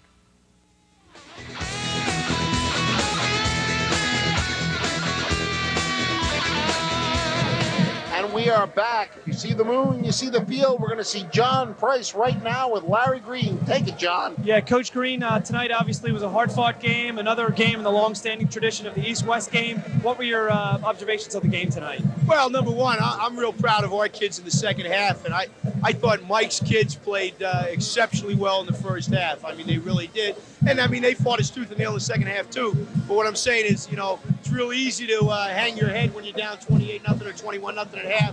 And I thought our kids came out and did a real nice job in the second half. Hard-fought, clean football game, very spirited, super high school football game. And, I mean, they deserve to be the number one seed. They're the best team that I've seen this year, you know, and I've seen a lot of games this year. Who would you put right behind him as far as team depth and skill and the whole package? You know, I think Norristown, and you know, if they're number two, then North Bend's 2A, you know, on any given night. And on the other night, North Bend's 2 and Norristown's 2A, because they're two pretty good football teams. And I don't want to take anything away from Penn Ridge. I just haven't seen Penn Ridge this year. What did you tell the kids at the half? I just said, hey, look, you can't do anything about the half. Okay, it's over. We got our, you know, butts kicked. And they executed well. We had a bad break on the kickoff. We worked like heck on that kickoff, but it's tough to simulate with that wind that we had tonight. And I said, hey, I want us to go out and have a good second half. I want to leave with 24 minutes of good memories of our season. And, you know, I'm going to go in and tell the kids, hey, you know, don't look at the glass as half empty. Look at it as more than half full. You won 7 out of 10 games, the best league in the state. And coming into the game, we were highly ranked in District 1, and I'm proud of the kids for it. Real proud of their second half effort tonight. You guys were in the playoff picture all season long. Notwick seemed to have a nice game tonight. He seemed to step it up. Yeah, he did. And we thought we could take advantage of some of the things that we saw on tape. And, you know, obviously putting Brian in motion. And, I mean, they were all over Brian, but I thought Brian had an excellent game tonight on both sides of the ball as well. But Mark Notwick did some real good things tonight. Our line did some good things, especially in the second half. Coach Green, thank you very much for stopping by and spending time with us. Take care. All right, guys, back up. Good job, John. Way to get Larry Green. Beautiful, John. A game which no quit from CB East. You know, Larry put it very well. He said the first half, what are you going to say? It's over. It happened. They came back. They played them toe-to-toe in the second half. Some nice plays. But West proved once again why they are the top-ranked team in the state. We said that all night long, that this East team had no give up in them. Even before the second half, on that last first half possession of West, East certainly showed they were not going to give up. West could have scored there. East had a couple of sacks of the quarterback. And then the second half, East really put it together and put on a great offensive performance in the second half. Just an all-around great game. More so than East playing poorly in the first half. They didn't play poorly in the first half. West just played spectacularly in the first half and also played great in the second half and showed that they are certainly ready to defend their state title. Absolutely. So we come to the end of the regular season, and now it becomes excitement time as we get to the playoffs. And as we mentioned throughout the game, all 4 teams in the playoff are in the playoffs. We'll go into that in a moment, but a very special guest, winning coach Mike Pettine with John Price. John? Yeah, Coach Pettine was gracious enough to join me. I know he's in a rush. I'll try not to keep you very long, but tonight obviously was an emotional game against East. It always is. You guys had already clinched the district playoffs. Seems like the team is kind of on an up and down season. How do you feel they came out and responded tonight? Well, it was tough. The pressure's on us as usual, and I think when you win a lot, you have sometimes a complacency sets in, and I detected this. And our plea to the players, you got to play with emotion. And we said, you know, pointing out a couple upsets where the emotion wasn't there. Some teams assume things at this point. People were looking at the playoffs. Hey, we have to face an excellent East team. So we reminded them of their goal in the beginning, and we said, how many teams left in the state still have a chance of undisputed league championship, undefeated season? It would be a shame if you go out and you don't give 100% and lose this part of what you've worked for. So now we have this out of the way, and it was a good confidence builder. We did a lot of things well, and I feel good about building from this game into the first playoff game. I know coming into the season, I was surprised at a couple comments about how strongly you felt about this year's team. At this point in the season, now you've had 9 games to evaluate them. How do you feel they stack up as far as where you thought they'd be coming into the season? There's some disappointments and there's some pluses. I think obviously we're undefeated. The kids have done a great job. There were some areas, leadership. We have a great senior class, but they're not too vocal. And when you want to generate emotion, we're asking these kids to step forward, enjoy the game, pump one another up. I think we had some of that this past week. Seniors had a meeting. I thought they were more into it. So that aspect, our defense is pretty good. Offensively, Coach Carey's done a great job. Our offensive line has had some ups and downs. So overall, they're pretty much where we thought they would be. Now, whether we're good enough to repeat, because, we didn't sneak up on anybody like we did last year. I mean, teams have been after us from day one. So, to take everybody on when they're it's like, Notre Dame, whether they're good or not, they have achieved a name and no one's flat for them. So every week we take on everybody's best shot. Talent-wise and team-wise, I'll let you go in a second, but how does this team stack up against other teams you've had here? I don't like to make comparisons. They're pretty young. I'm going to withhold judgment until I see what they do from this point on. Is your son going to be out here next week? Is that the game, North Penn? Unfortunately, Junior I have to see again. He knows us well. I hate to play a team you've already beat. I think what usually happens, sometimes you move a notch down. They move a notch up as far as hunger to win the game. And again, I'm referring to emotion. So, we're going to have to do a lot of convincing this week and not let our kids think about Hershey. Too many people have us ticketed in there for the final, and we have a lot of games before that if we want to get there. Looked like Oriole was throwing the ball a lot early. Well, we try to open it up, keep people honest. We have to connect better, but we're working on it. As always, best of luck, Coach. I really appreciate you checking in. All right, back up to you guys. Good job, John Price. So, you heard from Patton. He basically said, look, as we had talked about, they were playing a little bit soft. You don't want to look ahead to the playoffs. You got a lot of things going on. I thought a very interesting comment. He's not going to judge his team because they are so young. This is a team that is comprised primarily of sophomores and juniors. You got a sophomore quarterback. You got a junior running back. You got some people who are going to be back again next year. And they don't rebuild, they just reload. Well, the amazing thing about the CBUS program is that people are actually wondering what's wrong with things. They're trying to look for things wrong. This team is 10-0. They're the undefeated National Conference champions, no doubt the best conference in the entire state of Pennsylvania. They're 10-0. They defeated an arch rival tonight by quite a big margin. CBE's played a great game, but West wins by 22 points. Our hats off to both teams, but CB West, just unbelievable to continue to go every year undefeated like this. Just 10-0, 11-0, 15-0 last year. What do you know what's going to happen this year? You never know. It could be 15-0 again. But even if there's one loss at the end, it still doesn't take anything away from the fact that this is just an amazing football team every year. Absolutely. And so the road to Hershey begins, and it will begin next week with two games, two District 1 games, and all 4 teams, as I mentioned just before John spoke with Coach Patton, all 4 teams are from the Suburban 1. We'll have Penridge and Norristown, and we'll have North Penn right here at War Memorial Field taking on Central Bucks West. Going to be some great football coming up the next few weeks. And Bob, Penridge is certainly going to give Norristown a battle. I know that. And let's thank our crew a little bit tonight before we go. Absolutely. Our director, he did a great job. Lee Wolf. The audio person, Terry Colbert. Sensational job, Terry. Our graphics by the always sensational Kim Newell. And the great camera work, Jeff Kennedy, Denny Loughnane, Kevin McCory. Tremendous job, guys. And our production assistant, Heather Schenk. Great job, Heather.